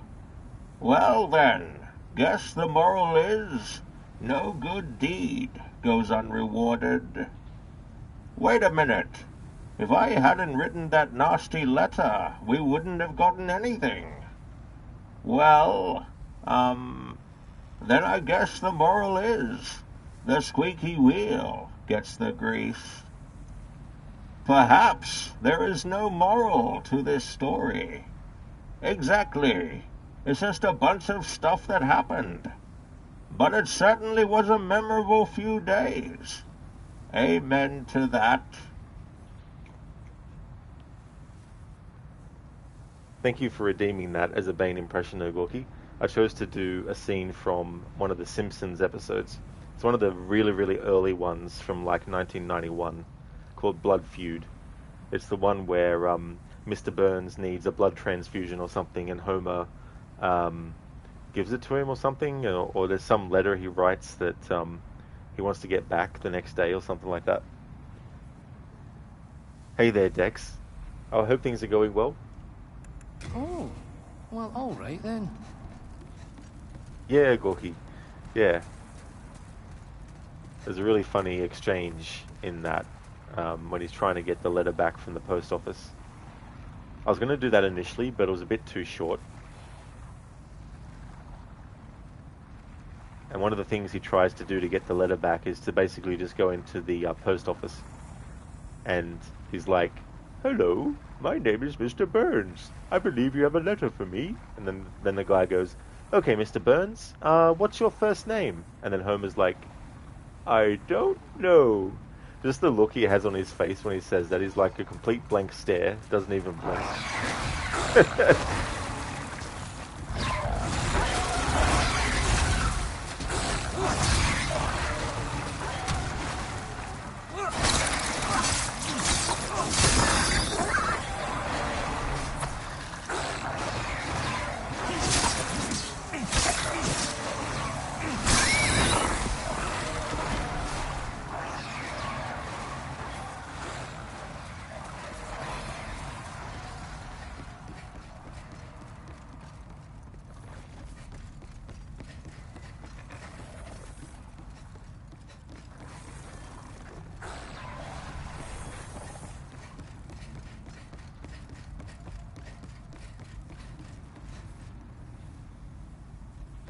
Oh, you did, Ogorki? You've seen that one as well? You used to watch The Simpsons all the time?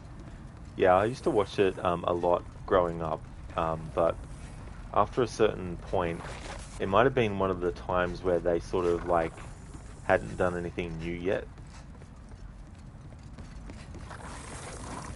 But yeah, I can't believe like when that show first started as a series, that is, it existed on a show called The Tracy Ullman Show before it became an actual series. I never saw that, except for actually no, I think they did a compilation episode one time that showed all the episodes from The Tracy Ullman Show, because that's when Homer had a different voice.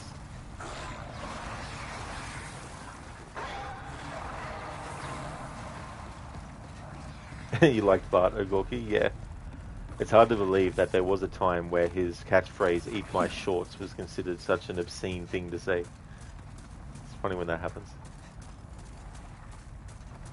These things that get big deals made out of them at the time later on.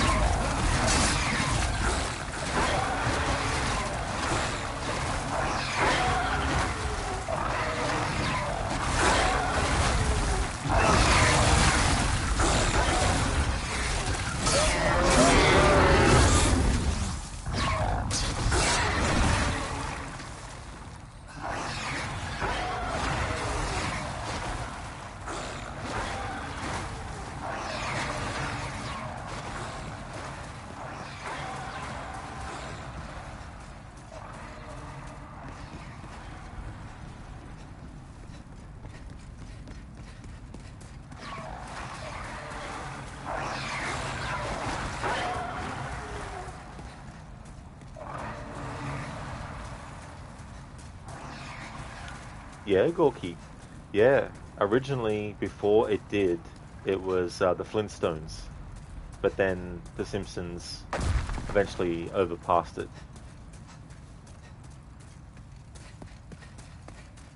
Surpassed it, I should say.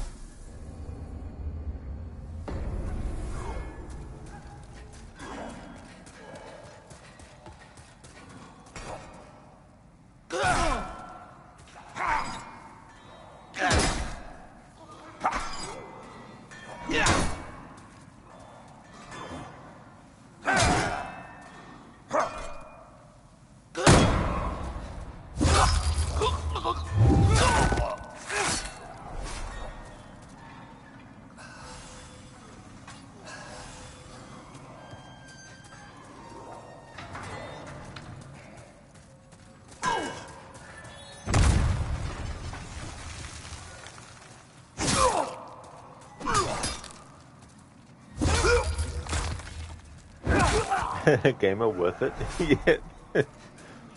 It's in a good spot too. I don't have to travel too far to get the souls back.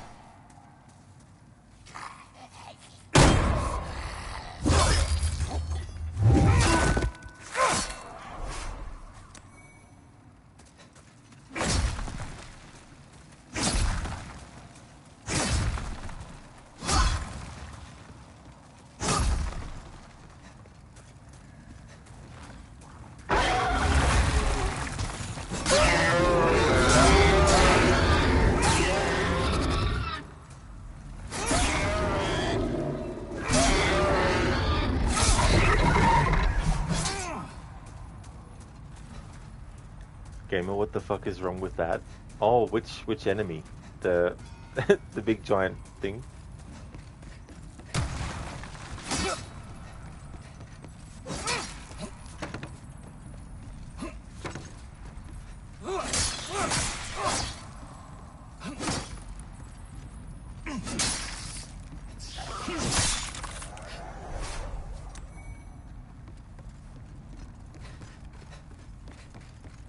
Oh yeah, the big chungus, yeah. He's breathing fire. He ate too many spicy things.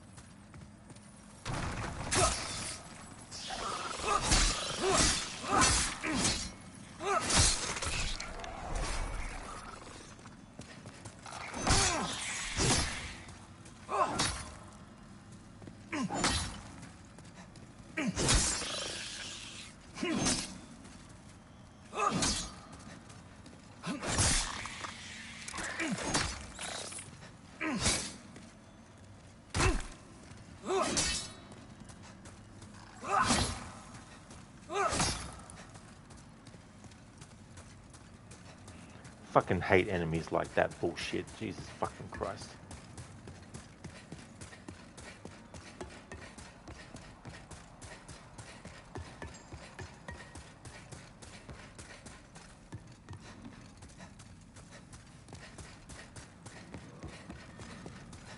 Plus, once they disappear until you reset the area.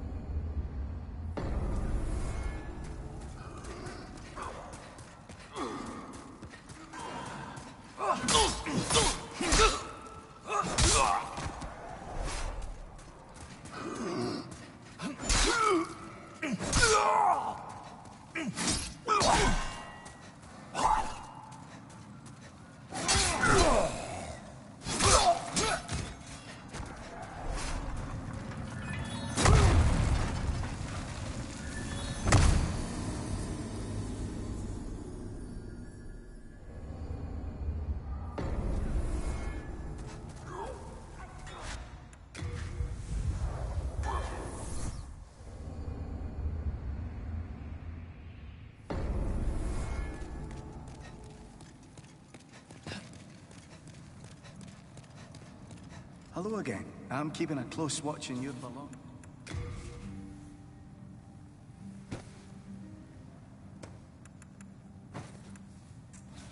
You have a heart of gold. Don't let them take it from you.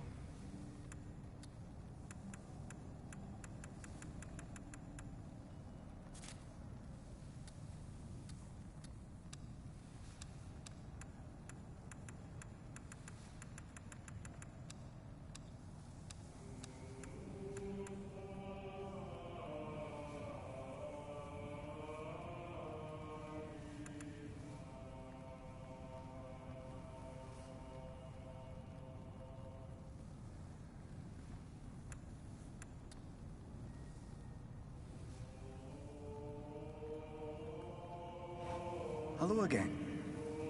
I'm keeping a close watch on your belongings. Gamer scripted deaths? No. No, that's not a scripted one.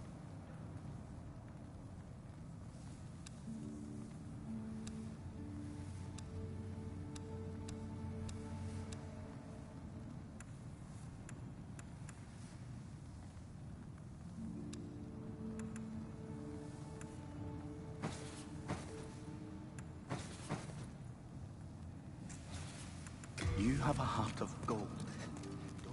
It's simple. In trade with your souls,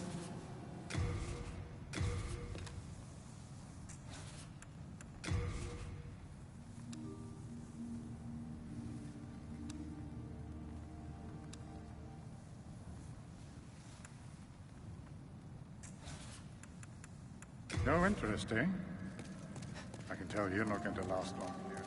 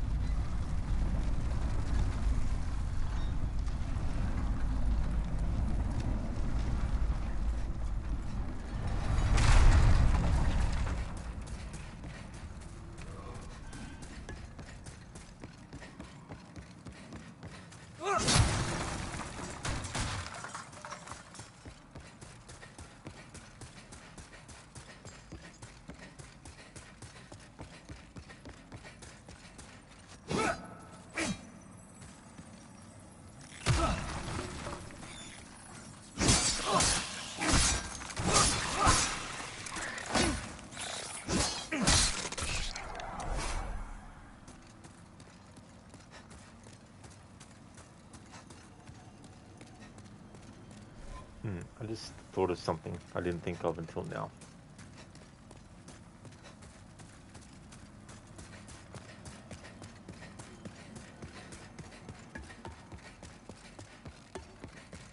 Yeah, gamer.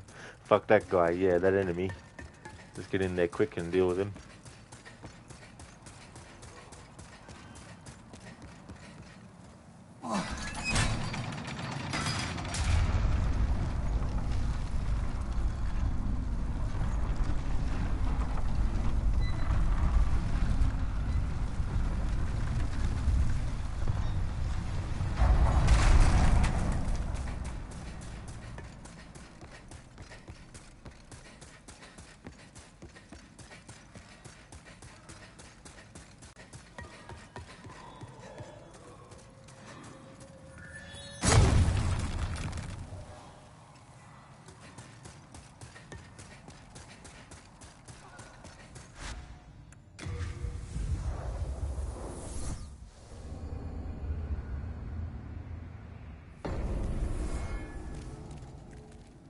Actually, hang on.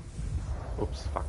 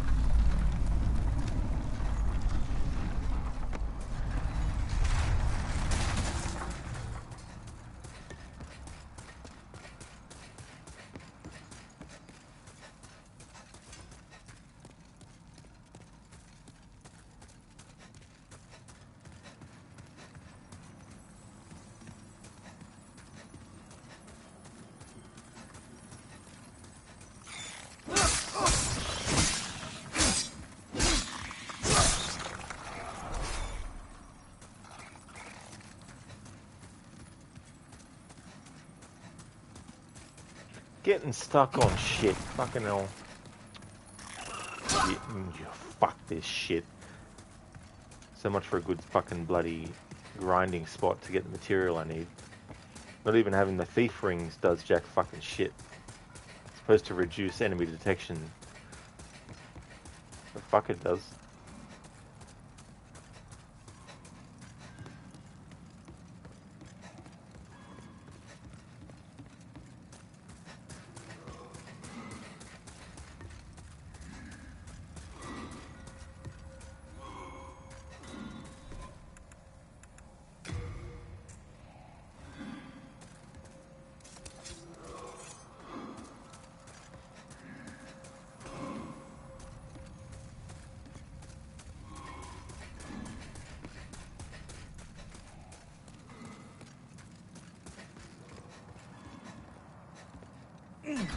Yeah, gamer.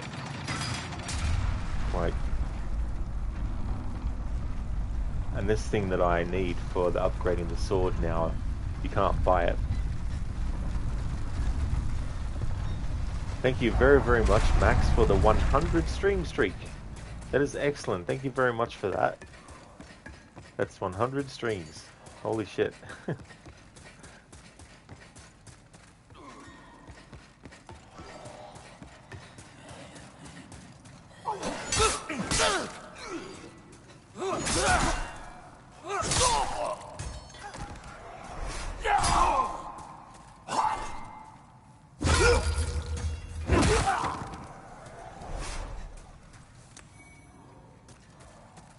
Holy shit indeed, Max. Damn. Thank you.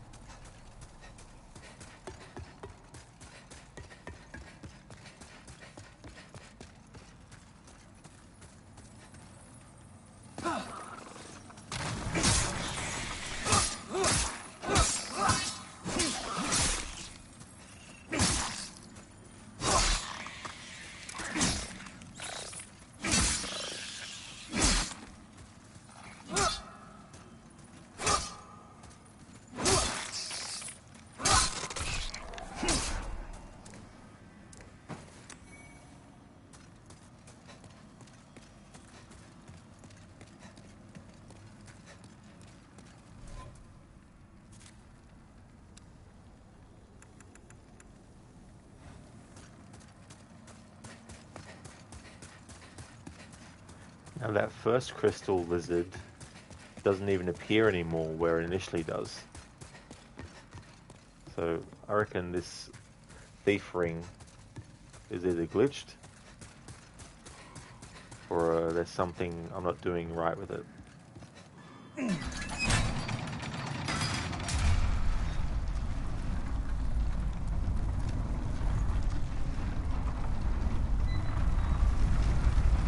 Maybe the game's trolling, maybe it makes enemies detect you easier.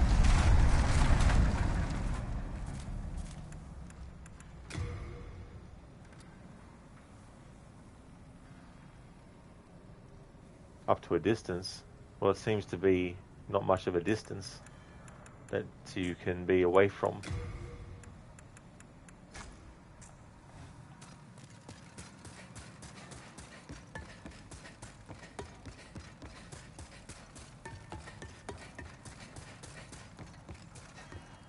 Yeah, gamer, that's definitely a lot of streams. 100 streams.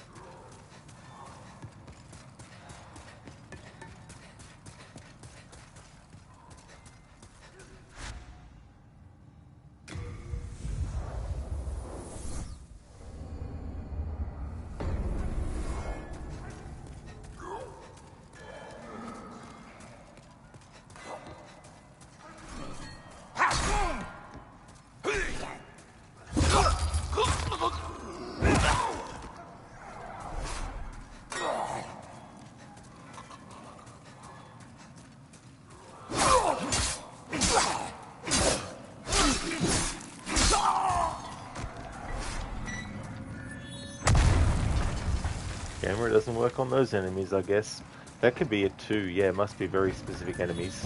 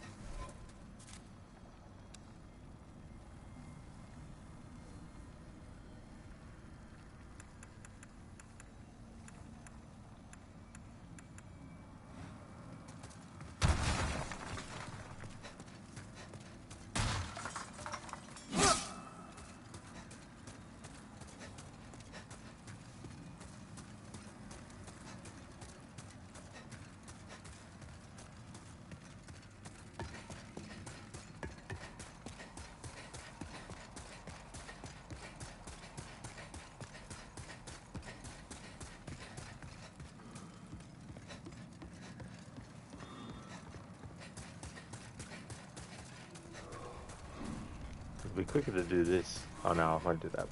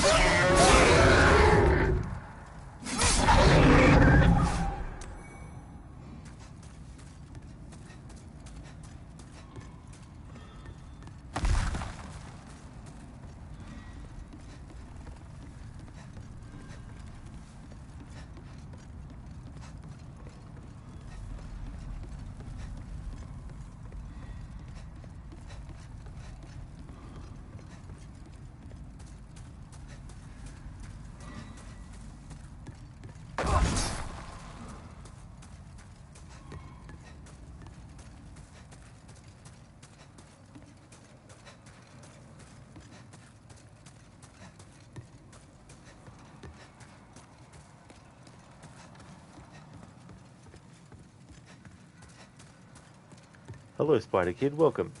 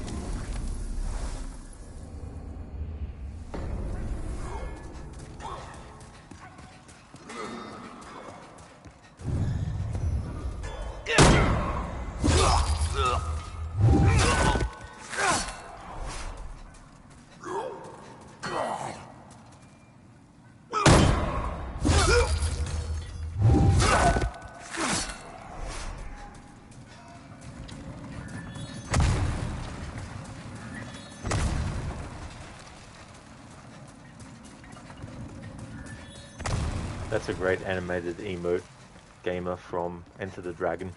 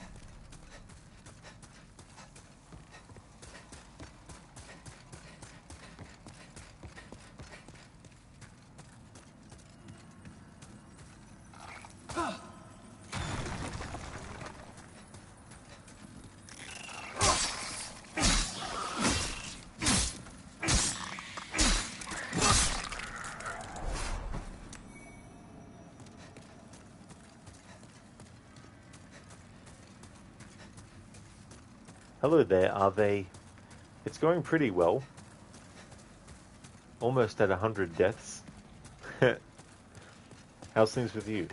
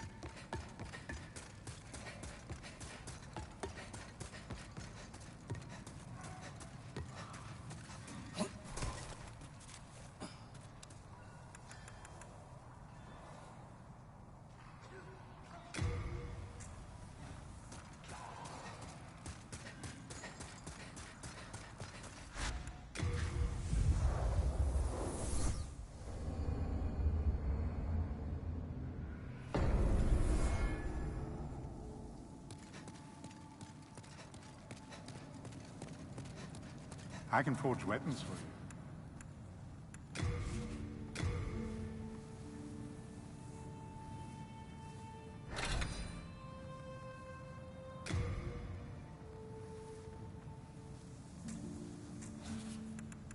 Do come back alive.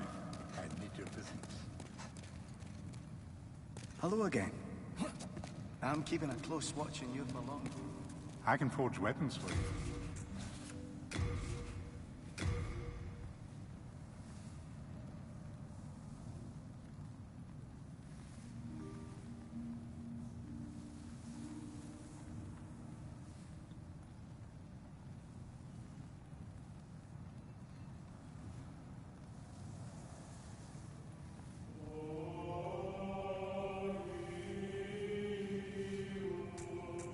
No interest, eh? I can tell you. Hello again. I'm keeping a close watch on you.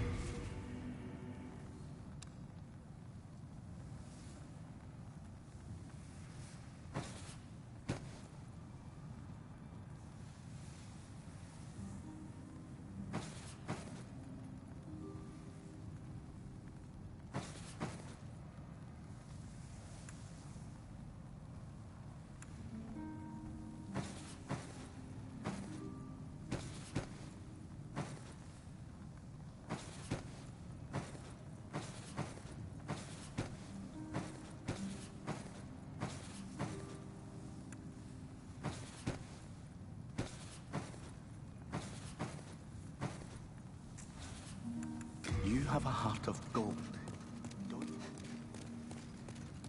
I can forge weapons for you.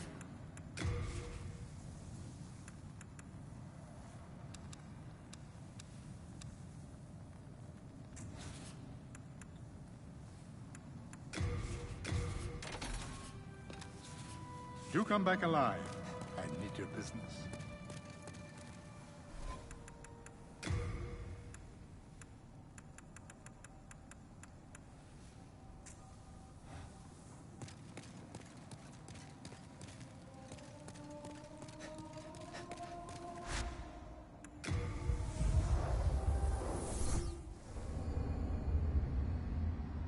Are they? 100 O-deaths, one could say. O-death. Would just bear me over for another year. Glad to hear that you're going well, are they? Except for the shit sleep that you got. That really sucks. You got shit sleep because you up watching the longest game in the Swedish Hockey League. You got off work an hour early, which I absolutely don't mind. That is great that you did. That's really cool. Did the team that you wanted to win? That is a lot of materials. It really is. I thought I'd start to have a look at what was required to upgrade the sword versus how much stuff I didn't need for that, and then get rid of that temporarily or put it in the storage for now, and then that way I can leave more room.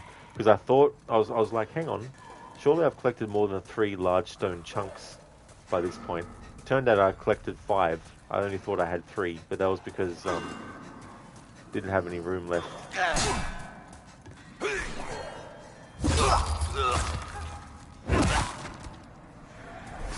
So it was being sent somewhere else.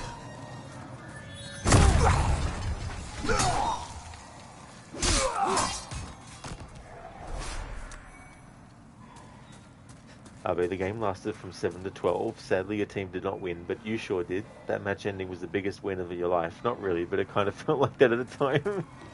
I mean, that's a shame that your team didn't win. But maybe next time.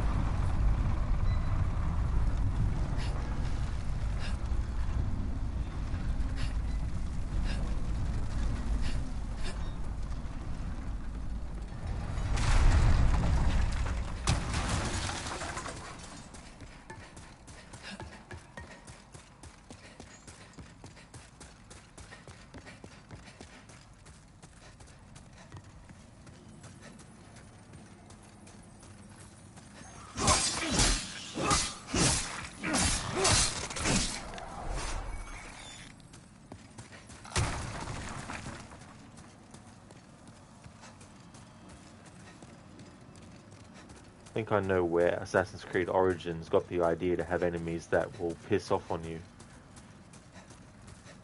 Because in Curse of the Pharaohs, there's the Pharaoh shadows that if there's no enemies around to fight, or NPCs for it to kill as well, then it eventually will just disappear.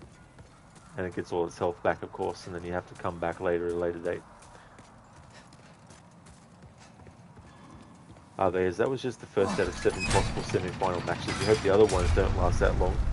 I mean, that's the thing too as well, like, sometimes things will go quicker than expected too, but then you get the times where it doesn't. And you wish for those more often where it does.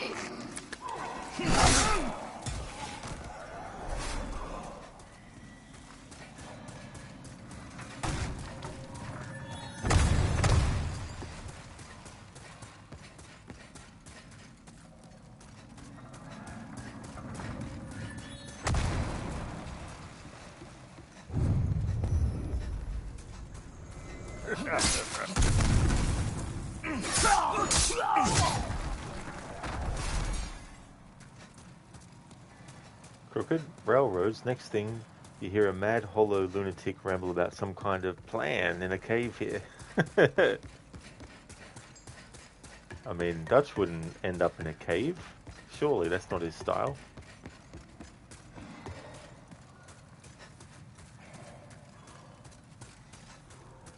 I watched a video of Rob Wiedoff, who plays John Marston in Red Dead Redemption 1 and 2, reacting to some scenes from Red Dead Redemption 1, and he said something that was really, really, really cool, that Benjamin Byron Davis, who played Dutch, had actually said to him.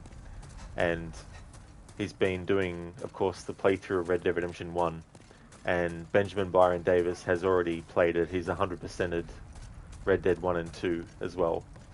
And Rob Wiedoff was talking about how he is getting closer to the part of the story where he feels like he's going to get Dutch.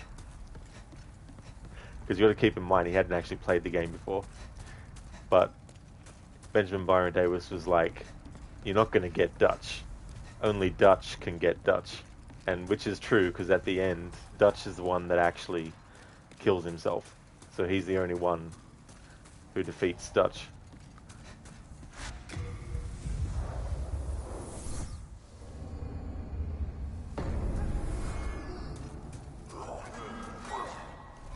With the soul of a demon stained in darkness, I, Sekiro, the Bloodborne, walk through the lands between in search of the Elden Ring. Not sure if it even exists. Maybe there was just one of these lies. Maybe I was tricked into going here to be the destined lord who falls at the ends of the first Berserker Kazan below the falling feathers of Wu Chang. Wow, I, Arnie, truly am a poetic genius. Thanks for redeeming that, Ave. I recognize some of the names of From Software games and ones that aren't by them, but Souls-like.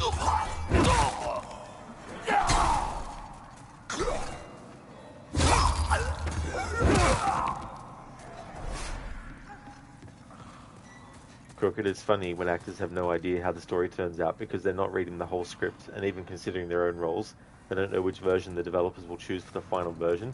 Exactly, Crooked, you know, and they don't even get the full script straight away either. You know, they get given bits and pieces here and there, and they might be filming a scene that happens 60 hours into the gameplay for some people.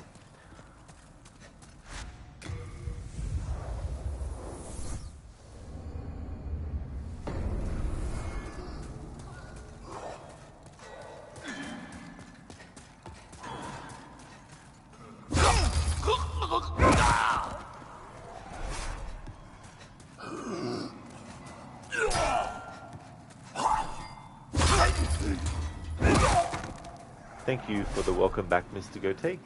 Thank you for the welcome back. Welcome back to you too for another stream. They just realized many Souls-like games names fit in the same world as they are all fantastical and a bit dark, so decided to reference some in the Arnie impression. That's a good idea. Are they? Yeah. Actually, it was pointed out to me that Star Wars Jedi Fallen Order is a Souls-like game. And I'd played that before, but when they said that, I thought back on the game and I was like, oh, it didn't feel like one, or didn't even know it was one at the time. But yeah, it turns out I've already played a Souls-like game then, which is Star Wars Jedi Fallen Order. I thought this was the first Souls-like game. I guess because I had in my mind that, you know, these games have very specific kind of things. And some games will take elements of it. It doesn't mean it's a Souls-like game. So I thought, oh well.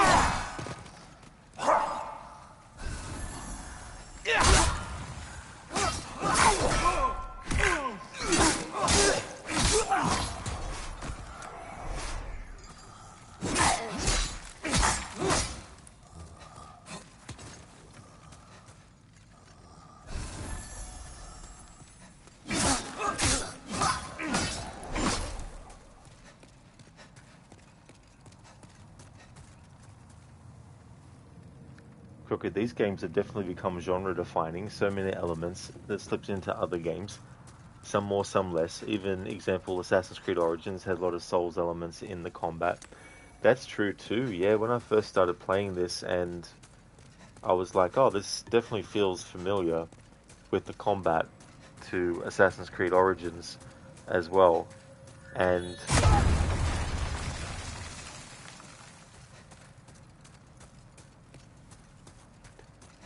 it's interesting when that kind of thing happens with games, and then they invariably get compared. The Star Wars Jedi games are semi-Souls-like as well. Fallen Order was also the first one you played. Yeah, I can't remember now. What do you get from killing enemies? Except, is it just XP, is it? I can't remember now. It's been so long since I played it.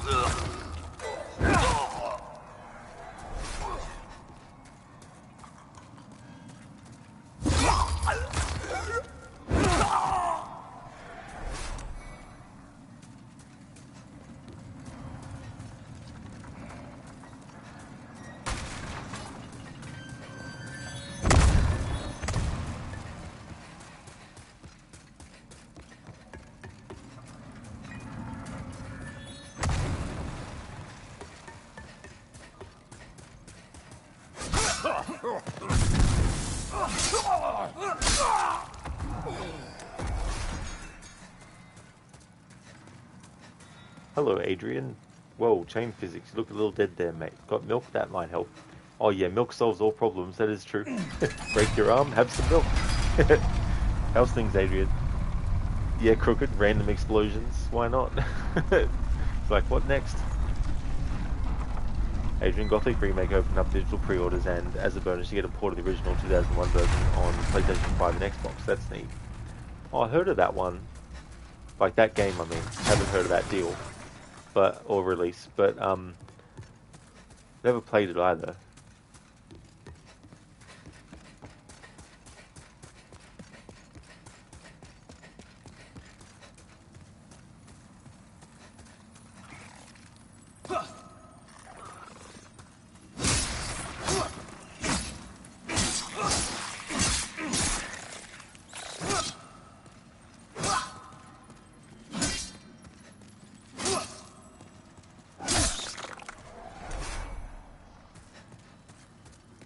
This is so annoying, this friggin' section.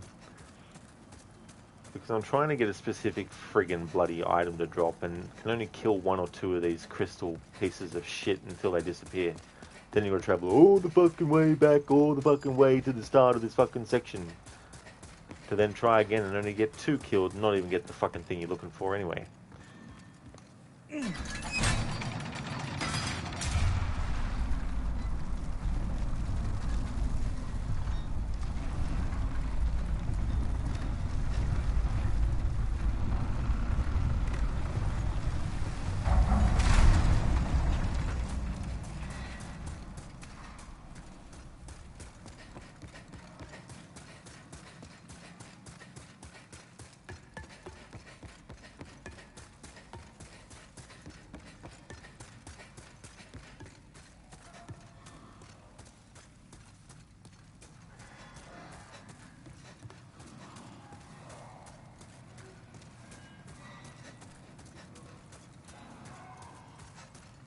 Adrian. It's a cult classic in Poland. Oh, hang on. Had to scroll up. Are they? In Fallen Order, the soul system is very different. You get XP, which you can lose, but once it levels up, it cannot be lost. If you remember correctly, that is, the bonfires are replaced with meditation spots. Yeah, because that was the thing, because that element of enemies respawning, I thought that maybe it just took that as one thing from the Souls-like games, and then the rest of it wasn't considered that. Adrian, it's a cult classic here in Poland. The remake, they're bringing back all the still living dub actors from the original Polish dub. Oh, that's pretty cool that that's worked out like that as well. You never know with things like that. It's a German game, by the way. The remake is being made in Spain. Oh, that's fair enough. Zom, not every game that can be at least partially considered a Souls-like necessarily feels fully Souls-like. Take E33, which is deemed a mix between Souls-like due to how it handles difficulty, some gameplay mechanics, maybe for some degree of fight mechanics, and a few bosses that are straight-up Souls bosses. But it's also more modernized JRPG and feels like it prioritizes the JRPG elements and doesn't feel as hard as most Souls-like in the process. I see, Zom, yeah. Yeah, I don't know, I mean, I think sometimes games can get labeled as part of something for things that are just a basic similarity as well. Because there's some games where the more I hear about them and then being referred to as Souls-like, it's like, is it really though? Like,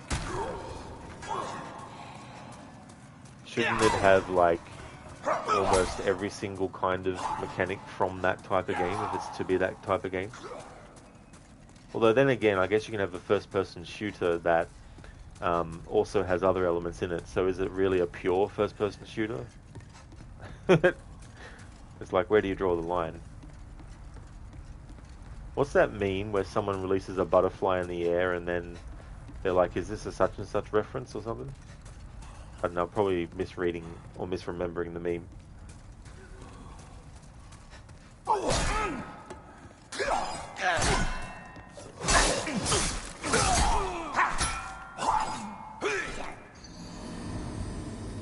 Crooked runbacks like this can be so annoying. They really can be, dude. You're not wrong there.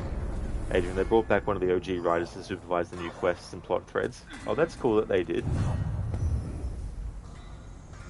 You don't know if you'd say E33 has elements of Souls-like. You mean it has parrying and dodging, but that's not exclusive to Souls-likes. If it's an anything like, it's a Final Fantasy-like. You feel like the bare minimum for a Souls-like should be some kind of Souls mechanic. Yeah, that's fair too as well. Like if you think about a Mario game versus an Assassin's Creed game, both have climbing in it, both have running in it, both have jumping in it, but a Mario game is not like an Assassin's Creed game, and vice versa the other way around. Just because there's some similarities doesn't mean that it's supposed to be part of the same kind of thing. I mean, if you just want to generalize and say they're both platformers, then that would fit.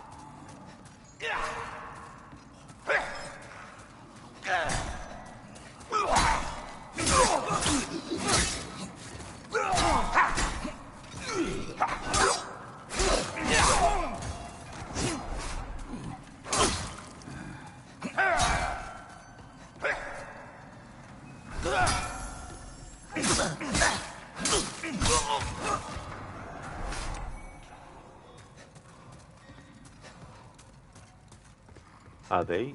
Sorry, Adrian, you've heard from Blocked, the Bloodborne remaster remake, because they weren't fond of this Demon Souls remake for one reason or another. Oh, okay, yeah. I mean, that's a game I wouldn't mind playing in the future as well. Lucinda, you don't know what it's from, but you do know what meme you mean. Oh, thank you, Lucinda. Yeah. Yeah, because I was like, hang on.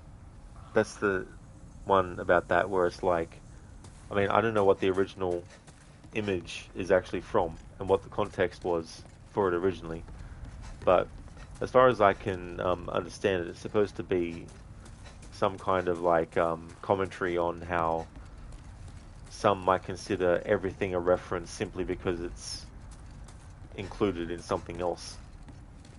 it's like, oh look, there's a rock on the ground. Is that a reference to Dwayne Johnson?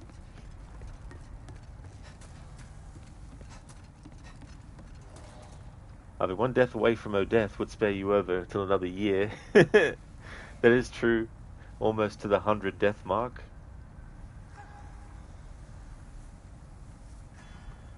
Lucinda, you added the guy with his hand outstretched as a BTTV emote in your channel. Oh, that's cool, Lucinda. I don't know if I noticed that before or not. That's cool. Yeah, exactly. I mean, there's definitely things where you could retroactively consider things references. Or you could make a reference yourself to something that came out earlier, to something that came out later. Like, for example, in Until Dawn, the original, it came out before Resident Evil 7. So when, in Resident Evil 7, Jack Baker is like, "Welcome to the family, son," and then punches you out. That happens in Until Dawn as well, but that doesn't mean that Until Dawn was psychic and knew that Resident Evil was going to do a game where they had that. And it doesn't mean that Resident Evil 7 is referencing that in Until Dawn, but there's a moment where Josh basically punches someone out in a first-person view shot. So I got into the habit of always saying, "Welcome to the family, son," every time Josh does the punching in that part of the game of Until Dawn.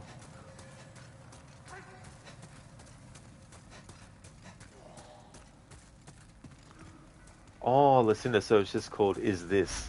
I gotcha.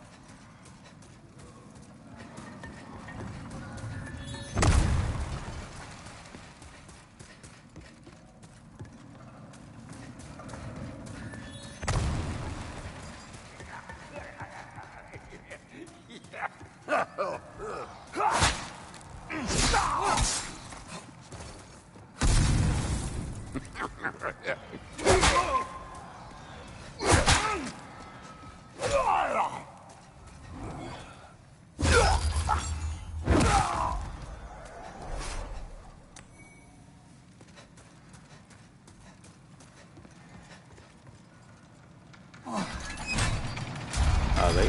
Or Marvel Spider-Man, just because it's set in the city, where the city almost works as a character itself, doesn't mean that canon should be compared to something like City Skylines, for an example. Damn, that guy had quite the unique laugh. He reminds me of some enemies in Streets of Rage. The really big guys who blow fire out of their mouths. I haven't actually played City Skylines, but when it comes to something being a copycat of something, sometimes what is claimed to be original isn't actually as well.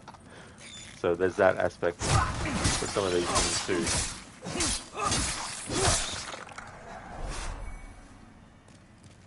And granted, not everyone knows everything about everything. So it's understandable that there's some people who might play a type of game for the first time and think that it's one of a kind, but then they find out that there's been other games already like it.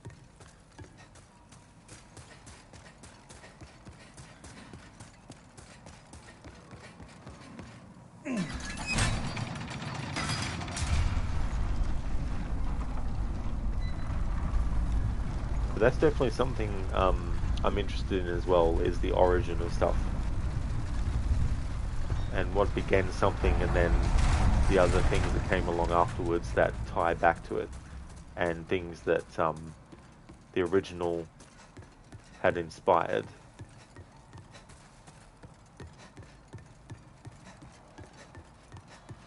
Yeah, when it comes to original stuff, nothing will ever purely be original. Humans will always take inspiration from things, whether it's in the small or large doses. Exactly, Ave, yeah. Yeah, that's the thing. There was a point where things were completely original, but we've long gone past that point.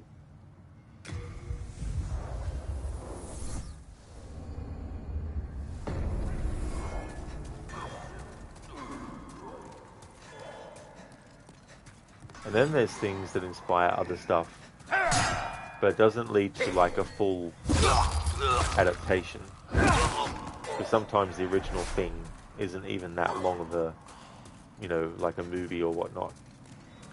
Like there's a scene in the movie 12 Monkeys with Bruce Willis And that scene in itself is the entirety of a short movie. But the short movie doesn't have all of the other things that 12 Monkeys adds, which makes the overall thing way different to that. And it's the concept of someone that when they were a child actually saw their future self dying, but didn't know it until they then got to that point in their life. And then they noticed themselves. And that's what happens in 12 Monkeys. Bruce Willis's character doesn't remember straight away that he himself, when he was a child at the airport, actually saw his older self get killed.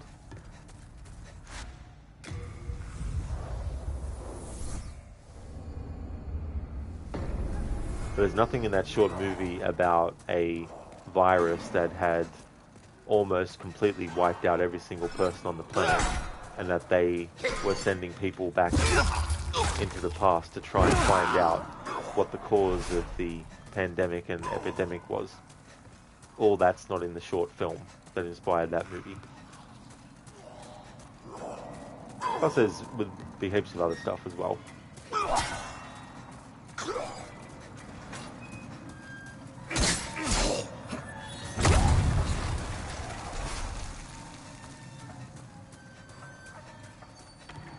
That's true. The most original games, as an example, you've seen played has to be the Remedy ones, but even they take inspiration from things.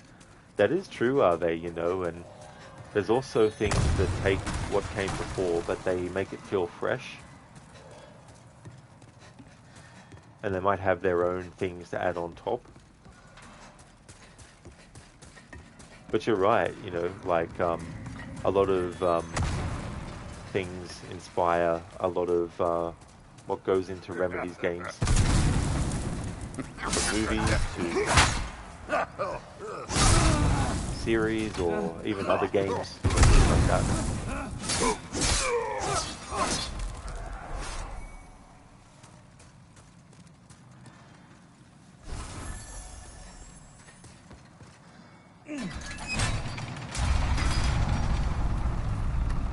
The other side to things is too, like, simply because something else came out before, it of course doesn't mean that anything else that comes out later is instantly good, or that it can't be bad.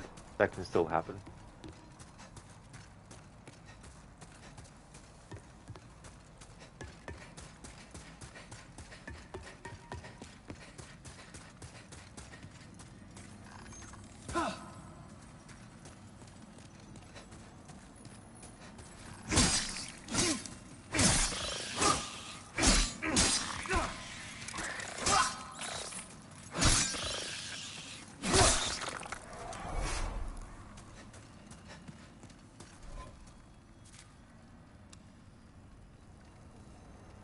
Getting every kind of rock and everything except for the actual specific one I'm after.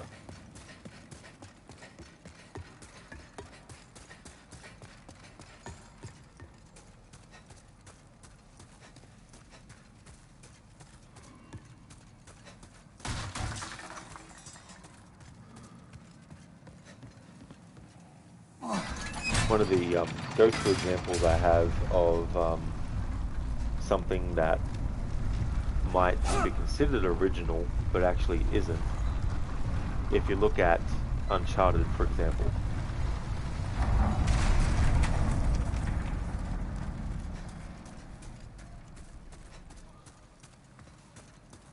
Actually, no.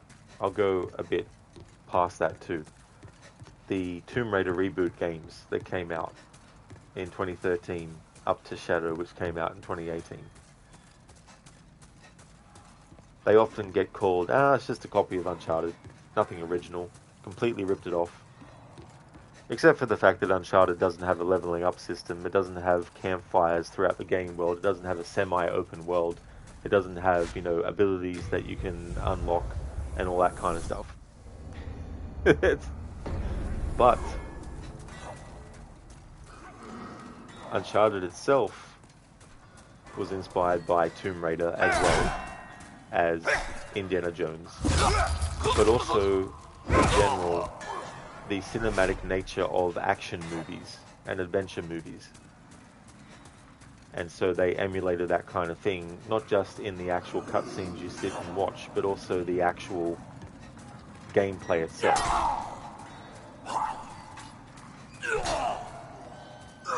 And then you look at the fact that before Tomb Raider there was Prince of Persia. But before Prince of Persia, what inspired Jordan Mechner partly was Indiana Jones, the movie Raiders of the Lost Ark. However, not even that is original. What Indiana actually wears is not completely original to him either. It's actually a combination of several different movies that came out way before Raiders of the Lost Ark was even a thing. And then you've got series that came out, or they were called serials, where it was like tuning in each week to a show on your TV, except it was you actually went to a movie theater, went to a cinema to actually watch an episode of something, and it would end on a cliffhanger. And it would end in such a way where it was like, there's no way, there's like literally no way the character could get out of that predicament. But then at the start of the next episode, what would happen? Oh, they magically had some tool or weapon on them that they never actually were seen even putting on their tool belt or whatnot. But we still want them to be able to survive. And there we go, 100 times. Reached the 100 death mark.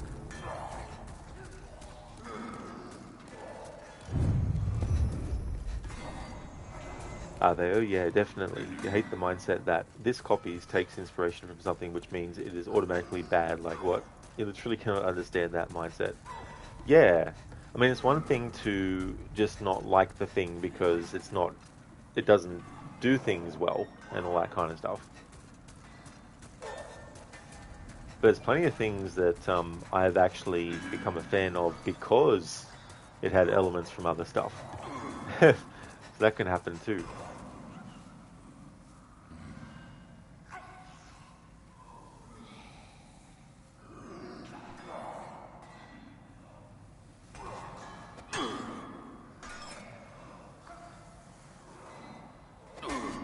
Yaha! You think there's a dog buried in this?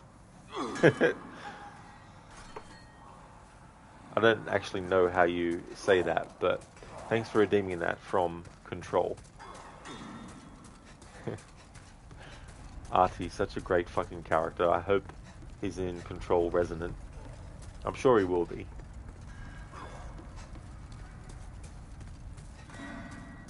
One of my favorite things he says, something like, "Did you have piss in your sock?" or something. It's like...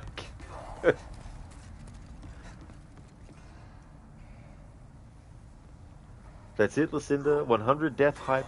Finally reached it. There we go. Well, that's the secret objective I needed to reach before finishing the game. Thanks for watching, everyone. No, just kidding. That Uncharted Tom Brady comparison is exactly what you mean.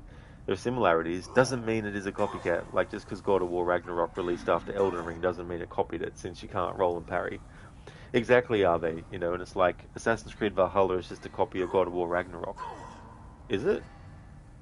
If that's the case, then they are forgetting Hellblade, which came out before God of War 2018 came out. And that has, you know, Norse mythology. It rivals the stupidity of the copied music mindset. At this point, it's basically impossible to make songs that doesn't, in any way, sound a little bit like some other song. Yet people will complain about songs being copies of the most obscure songs that you've never even heard of. Yeah, that is true too, as well. Because I think there is a difference between something that is similar and something that is the same. You know what I mean? But sometimes it's just easier to categorize it as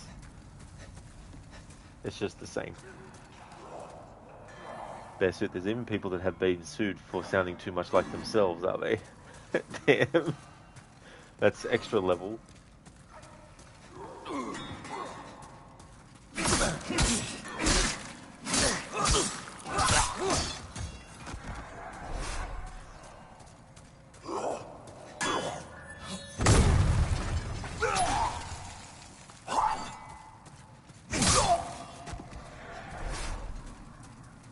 Bearsuit, but yeah, folks get so attached to brands and IP that they consider it part of themselves and they have a need to defend and protect it from any perceived slight, whether it's another brand using inspiration or whatever. Yeah, I mean, that's definitely... Whoop, friggin' explosion thing. But yeah, that is true as well, Bearsuit. Um,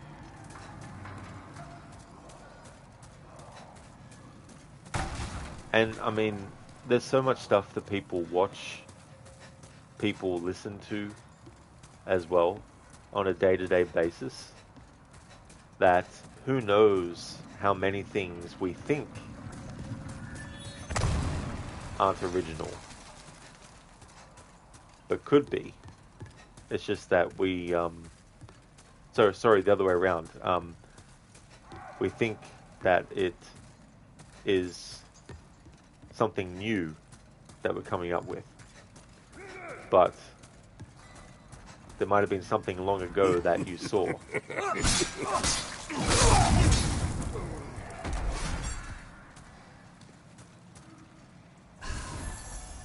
Zom, is it you, or is Rod going in circles in this same stretch of tunnels? Yeah, I'm doing what's called grinding for something. It's this concept where you go into an area and you redo it over and over again to try and obtain something. But the problem is, I'm not actually getting the very thing I'm looking for. Plus, sometimes when I'm talking, I have the character go around in circles.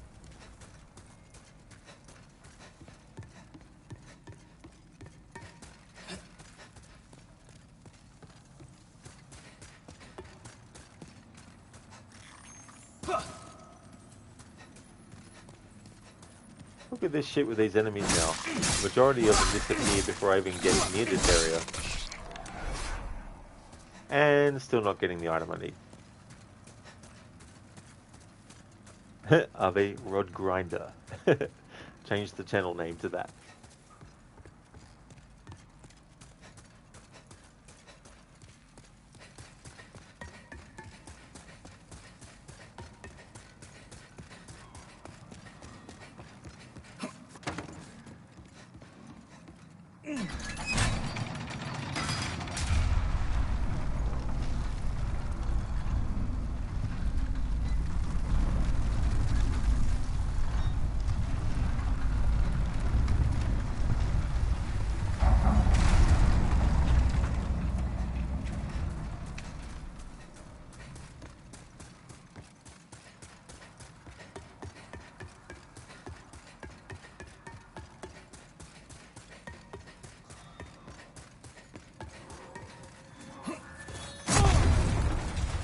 Those fucking explosive things in this game, I tell you friggin' what.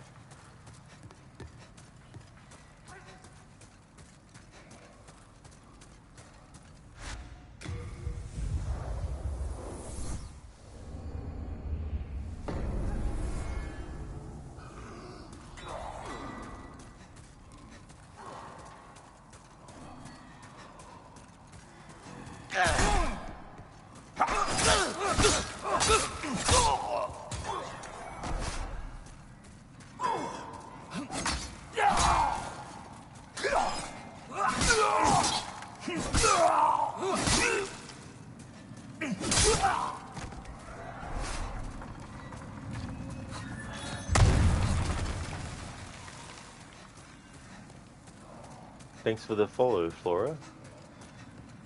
Welcome to Twitch. Zombie, get that, but it seems that no matter which path you take, you circle back to the same area, as if all paths eventually lead back to the same tunnel. Oh, I see what you mean now. Yeah, some are definitely interconnected.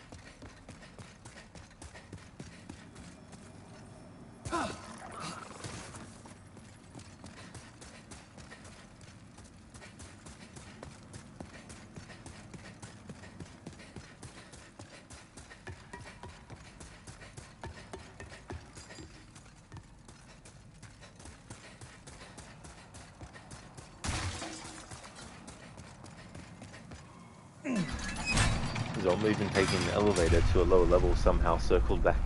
Wish I didn't have to keep on going on this lift.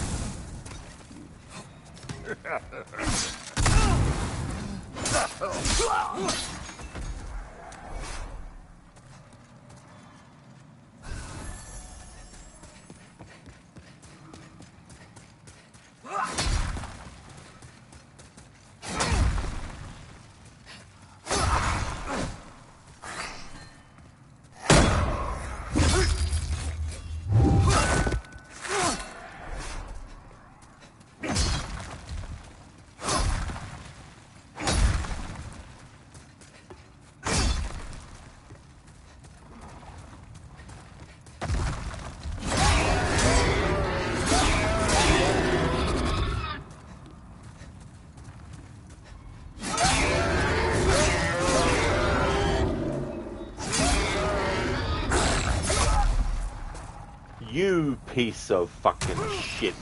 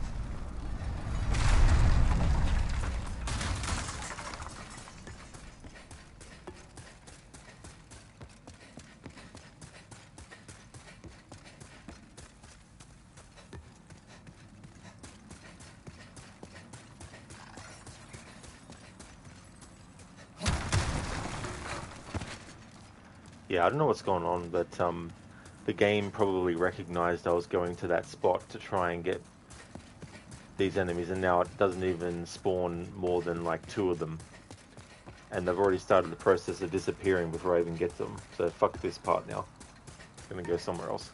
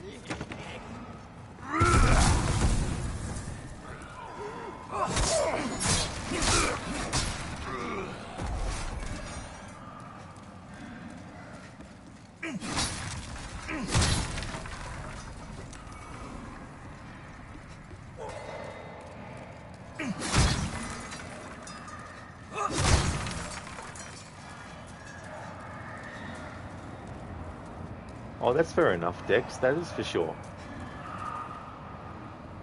Yeah, well, I'm kind of trying to find, well, not find, but I'm trying to get enemies to drop a specific kind of material that I need for upgrading the sword. But it's like pulling teeth.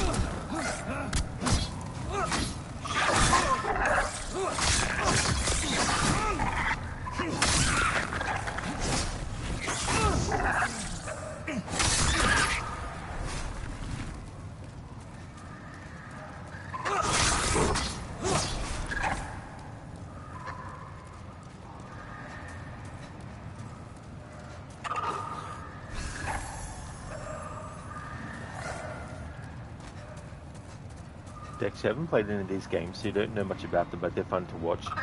Yeah, Dex, the funny thing was, I thought that this was the first Souls-like game that I've actually played, but it turns out that Star Wars Jedi Fallen Order is considered to be one too. And I've played that game before. But I've really been enjoying this game, and I definitely want to play more like it in the future as well. So you know that feeling? You're at the point in Dark Souls where you have to farm upgrade materials too. It seems to take forever sometimes. It really, really does bear suit for sure, and sometimes you can get lucky, but then other times the game is like, we'll wait till you've grinded for a few hours, then we'll give you at least one of the item, and you might need 20. Dex, wait, Fallen Order is considered Souls-like. Well, we played the heck out of that game, 100%ed, and got the platinum, so maybe you misspoke. Well, that's the thing too, because when I was informed of that, I thought, because I thought back on my playthrough, but it was years ago though. But the only thing that I thought of when it was mentioned to me that it was a Souls-like as well was just the idea of having enemies respawn based on doing something like, meditating, or just simply like dying and then you lose all your thing, then you have to go back and, collect it.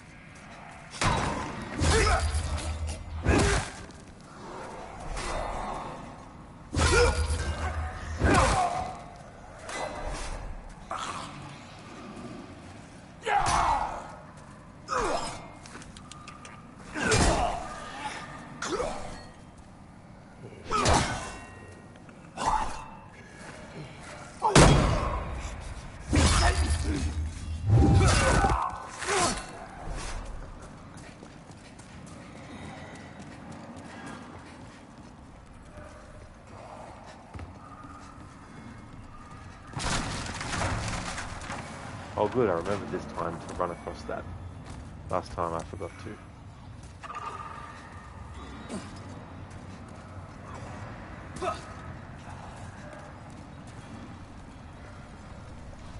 Thank you, Mux, for redeeming the Arnie movie scene impression. I hope things have been going well. I'll go into photo mode because that will pause it.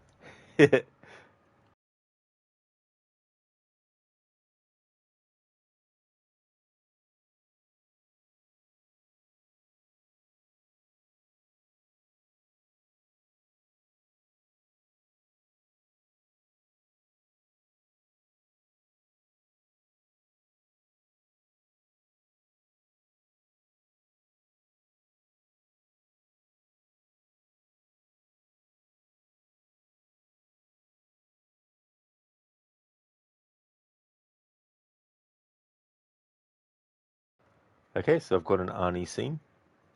The house looked European, like maybe if you get a postcard from Italy or something. Like that one. In fact, just like that one. The bad guys are in there. You know something?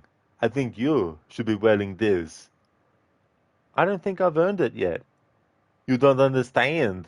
You just solved the entire case. You just revolutionized the entire history of police training. I mean, all these years at the academy, studying human character, psyche of the terrorists, fingerprint analysis, all the courses that I've taken in surveillance, hostage negotiation, and criminal psychology, when all I have to do is drive around the neighborhood, point my finger at a house and say, the bad guys are in there. You think you're funny, don't you? I know I am. I'm the famous comedian, Arnold Braunschweiger. Schwarzenegger, Gesundheit. That's from Last Action Hero. Thank you for redeeming that. It's one of my favorite parts of it. In case anyone was wondering who hasn't seen the movie, when he says, "You should be wearing this," he's actually referring to his police badge and giving it to the character who's actually a kid that has a magic ticket that has teleported him into the world of a movie that Arnold's character. It's one of those meta kind of story things.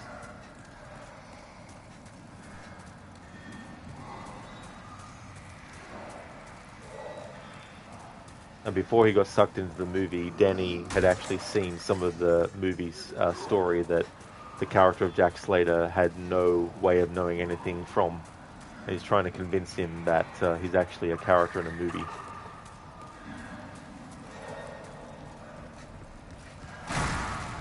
Yeah, Max, you don't understand.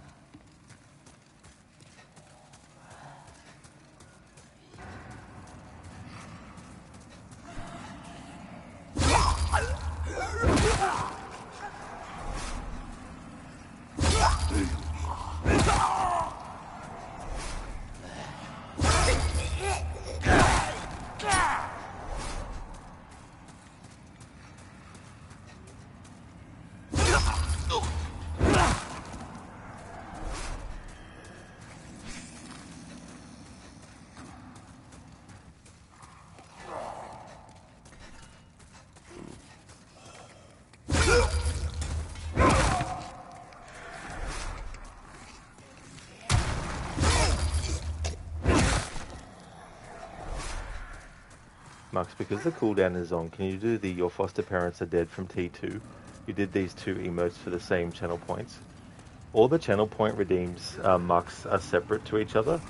So you can only redeem one to get the thing that you get from that channel point. So I don't do combinations of stuff. So those emote edits, they're a separate channel point redeemed from the Arnie movie scene in Tragedy.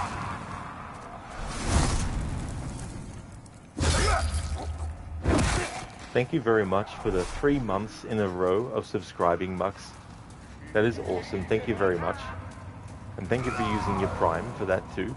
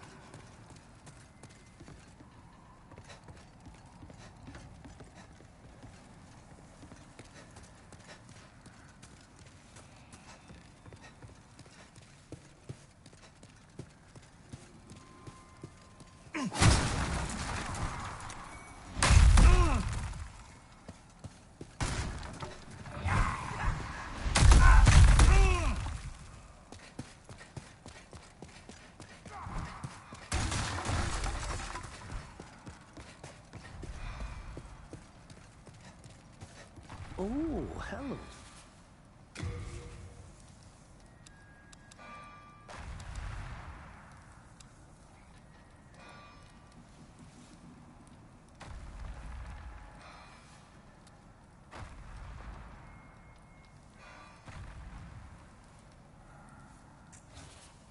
want to play, you've got to pay.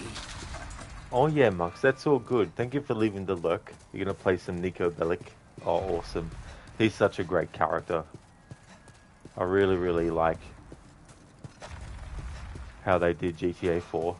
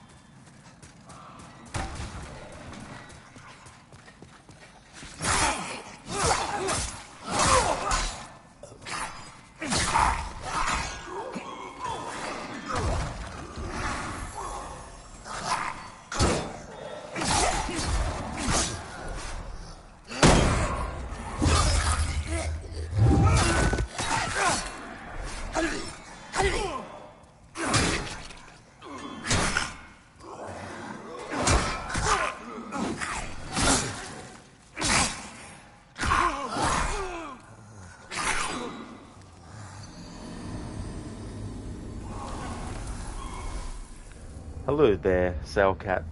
How's things?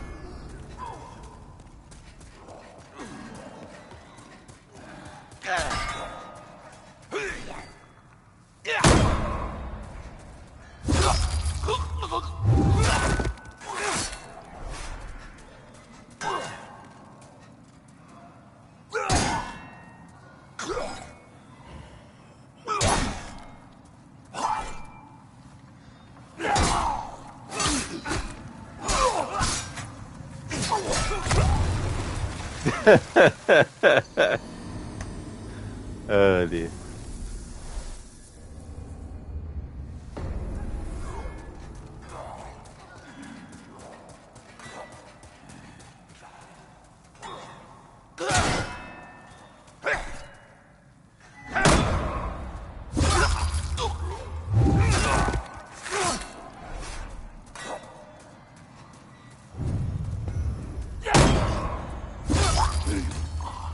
Really is Sailcat, yeah, absolutely. Definitely reached the 100 mark not long ago in the stream.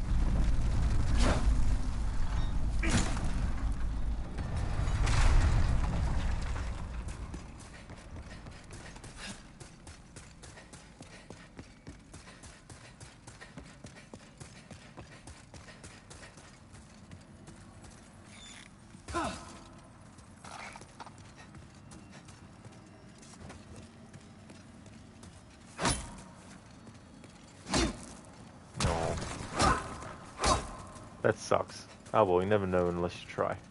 I thought if I had a pickaxe that I could get materials from the crystals there.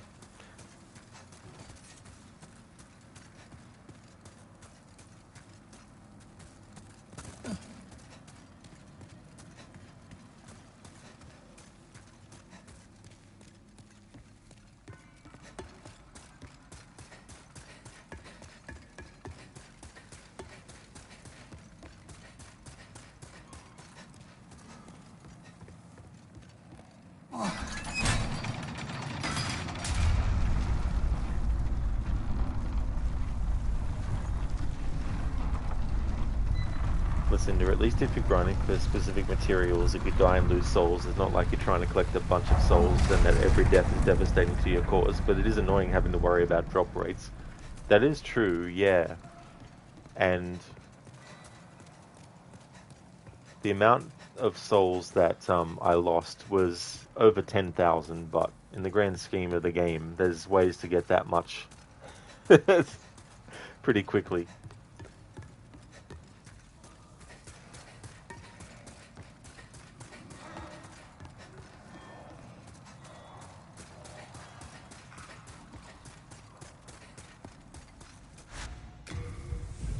And this situation with those crystal lizards, they've made it that there's not as many as there was before, and that before you even get to the ones that are there, they're already in the process of disappearing, and the only way to bring them back is to actually go back to the the spawn in point for the section.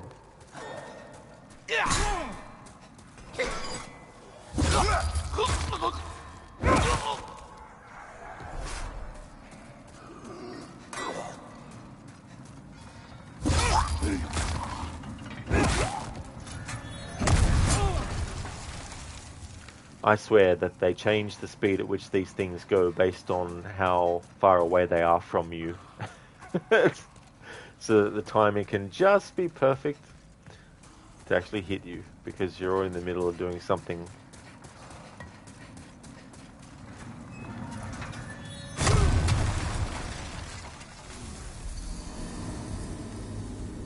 So okay, game looks good, but really difficult. It really does look good. It has a lot of great visuals in it. Listen, do you understand enemies taking time to respawn in an area, but are you saying that enemies that do respawn despawn afterwards, or is it random? Oh, just this specific enemy type, when you first come across them, they will eventually disappear,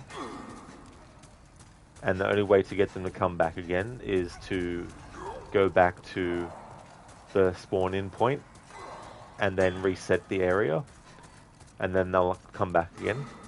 But this particular creature, what for some reason has happened now is, instead of there being like 6 or 7 of them down there, by the time I even get to the area where they are, there's only 2 left, and by the time I get down to them, they're already in the process of disappearing. Like, thank you, game.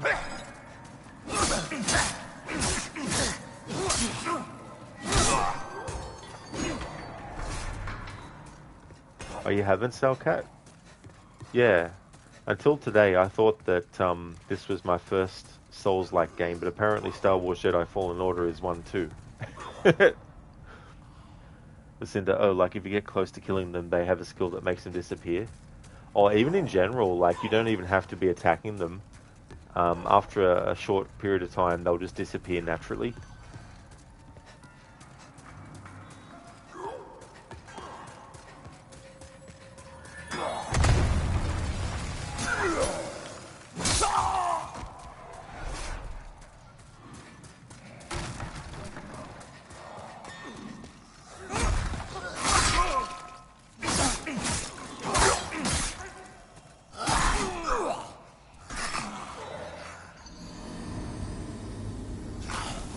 Lucinda. Interesting.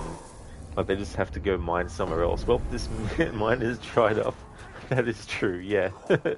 I actually came across that enemy type way early in the playthrough, but I don't know if that one would drop anything that I need. Probably not, because it's probably also based on what area of the game they're specifically in.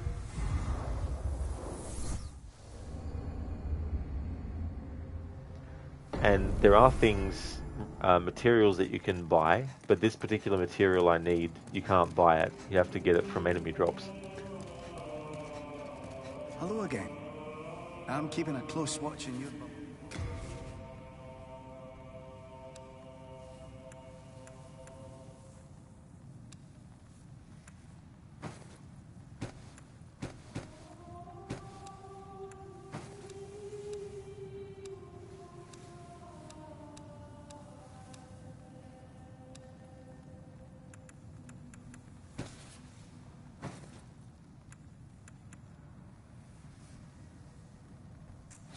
You have a heart of gold. Don't let them take it from you.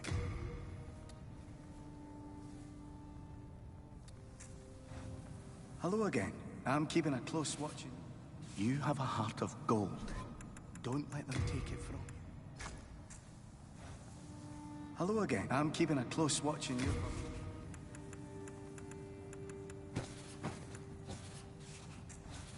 You have a heart of gold. Don't let...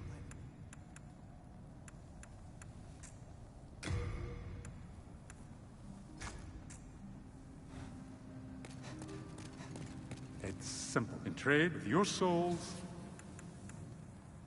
No interest, eh? I can tell you're not going to last long here. Listen, to every time that NPC says that, you hear Kendo in your head talking to Claire. I'm keeping a close eye on things. Could you imagine the way that the original version of Kendo spoke, the way he spoke, was done in the remake with that dialogue instead?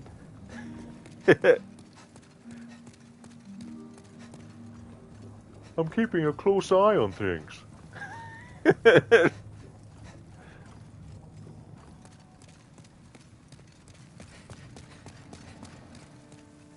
them, he found a new poster.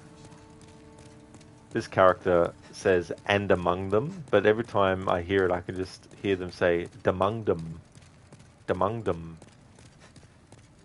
Among them, he found a among them, he found among them, he found a mirror. Could this too be among them? Could this too? Do you seek the power of God? Do you seek the power of God? A miracle is a heavenly act.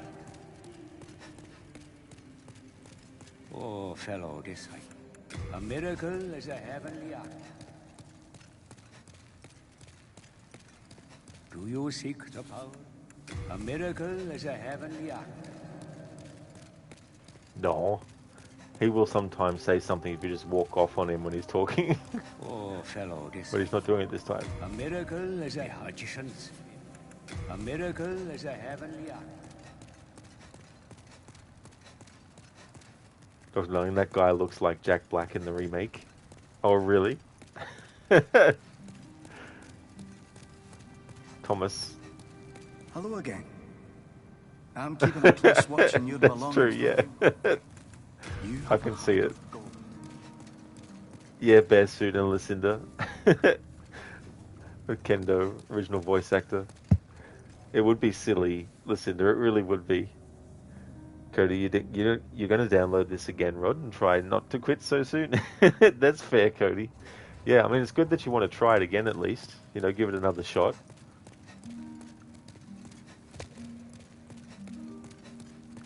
Suit, maybe they should have it as an old option like the classic music. Now that would be really cool, actually. I like that too. It was cool to be able to have the original music in that.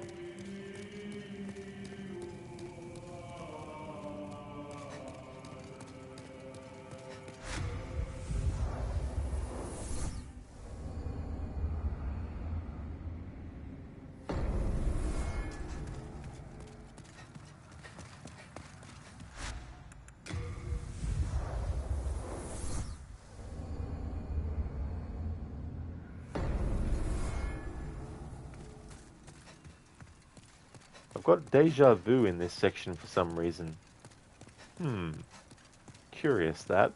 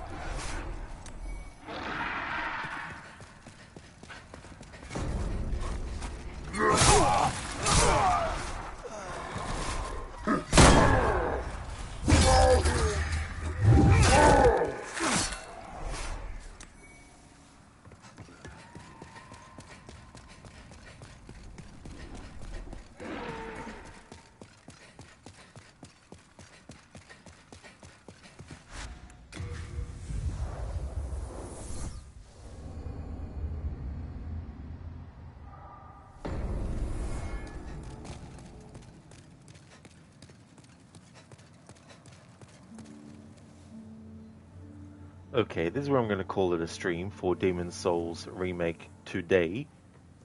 The next stream that you'll see from me will be the original Until Dawn for my early Thursday game. And then the late game on Thursday will be Ghost of Tsushima. The next stream of Demon's Souls Remake won't now be until next Monday. Before I end, I just want to give some shout outs to some streamers that I'd definitely like to recommend.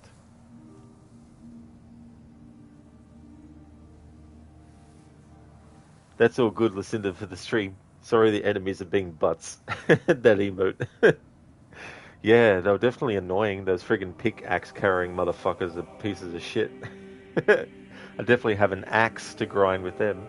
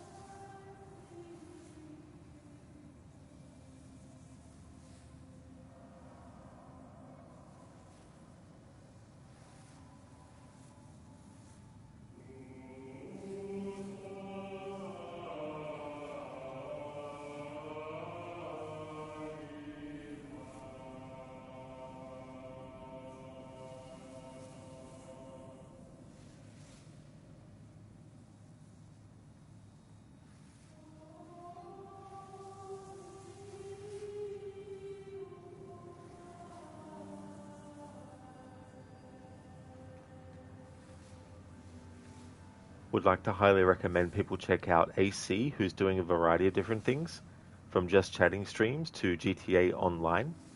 Avi the Oni has been doing a playthrough of Resident Evil Requiem, also a fan of games like Lies of P. Captain Sailcat has been doing games like the Dark Pictures anthology House of Ashes. Inmita is doing a playthrough of Horizon Forbidden West. He's also doing a marathon of Remedy games, starting with Alan Wake 1, the remastered version of it. I'm in a Bear Suit has been doing a playthrough of Dark Souls. Crooked has been doing a playthrough of Dark Souls Remastered. Lucinda has been finishing off a playthrough of a game called Little Kitty Big City. QuickDex has been doing a playthrough of Cyberpunk 2077.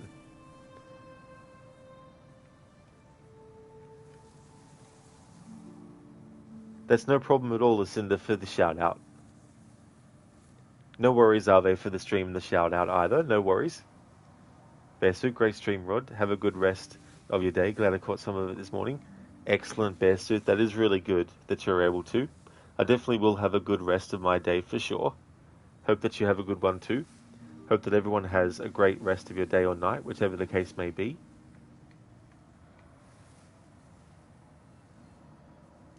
And I'll catch you in the next one.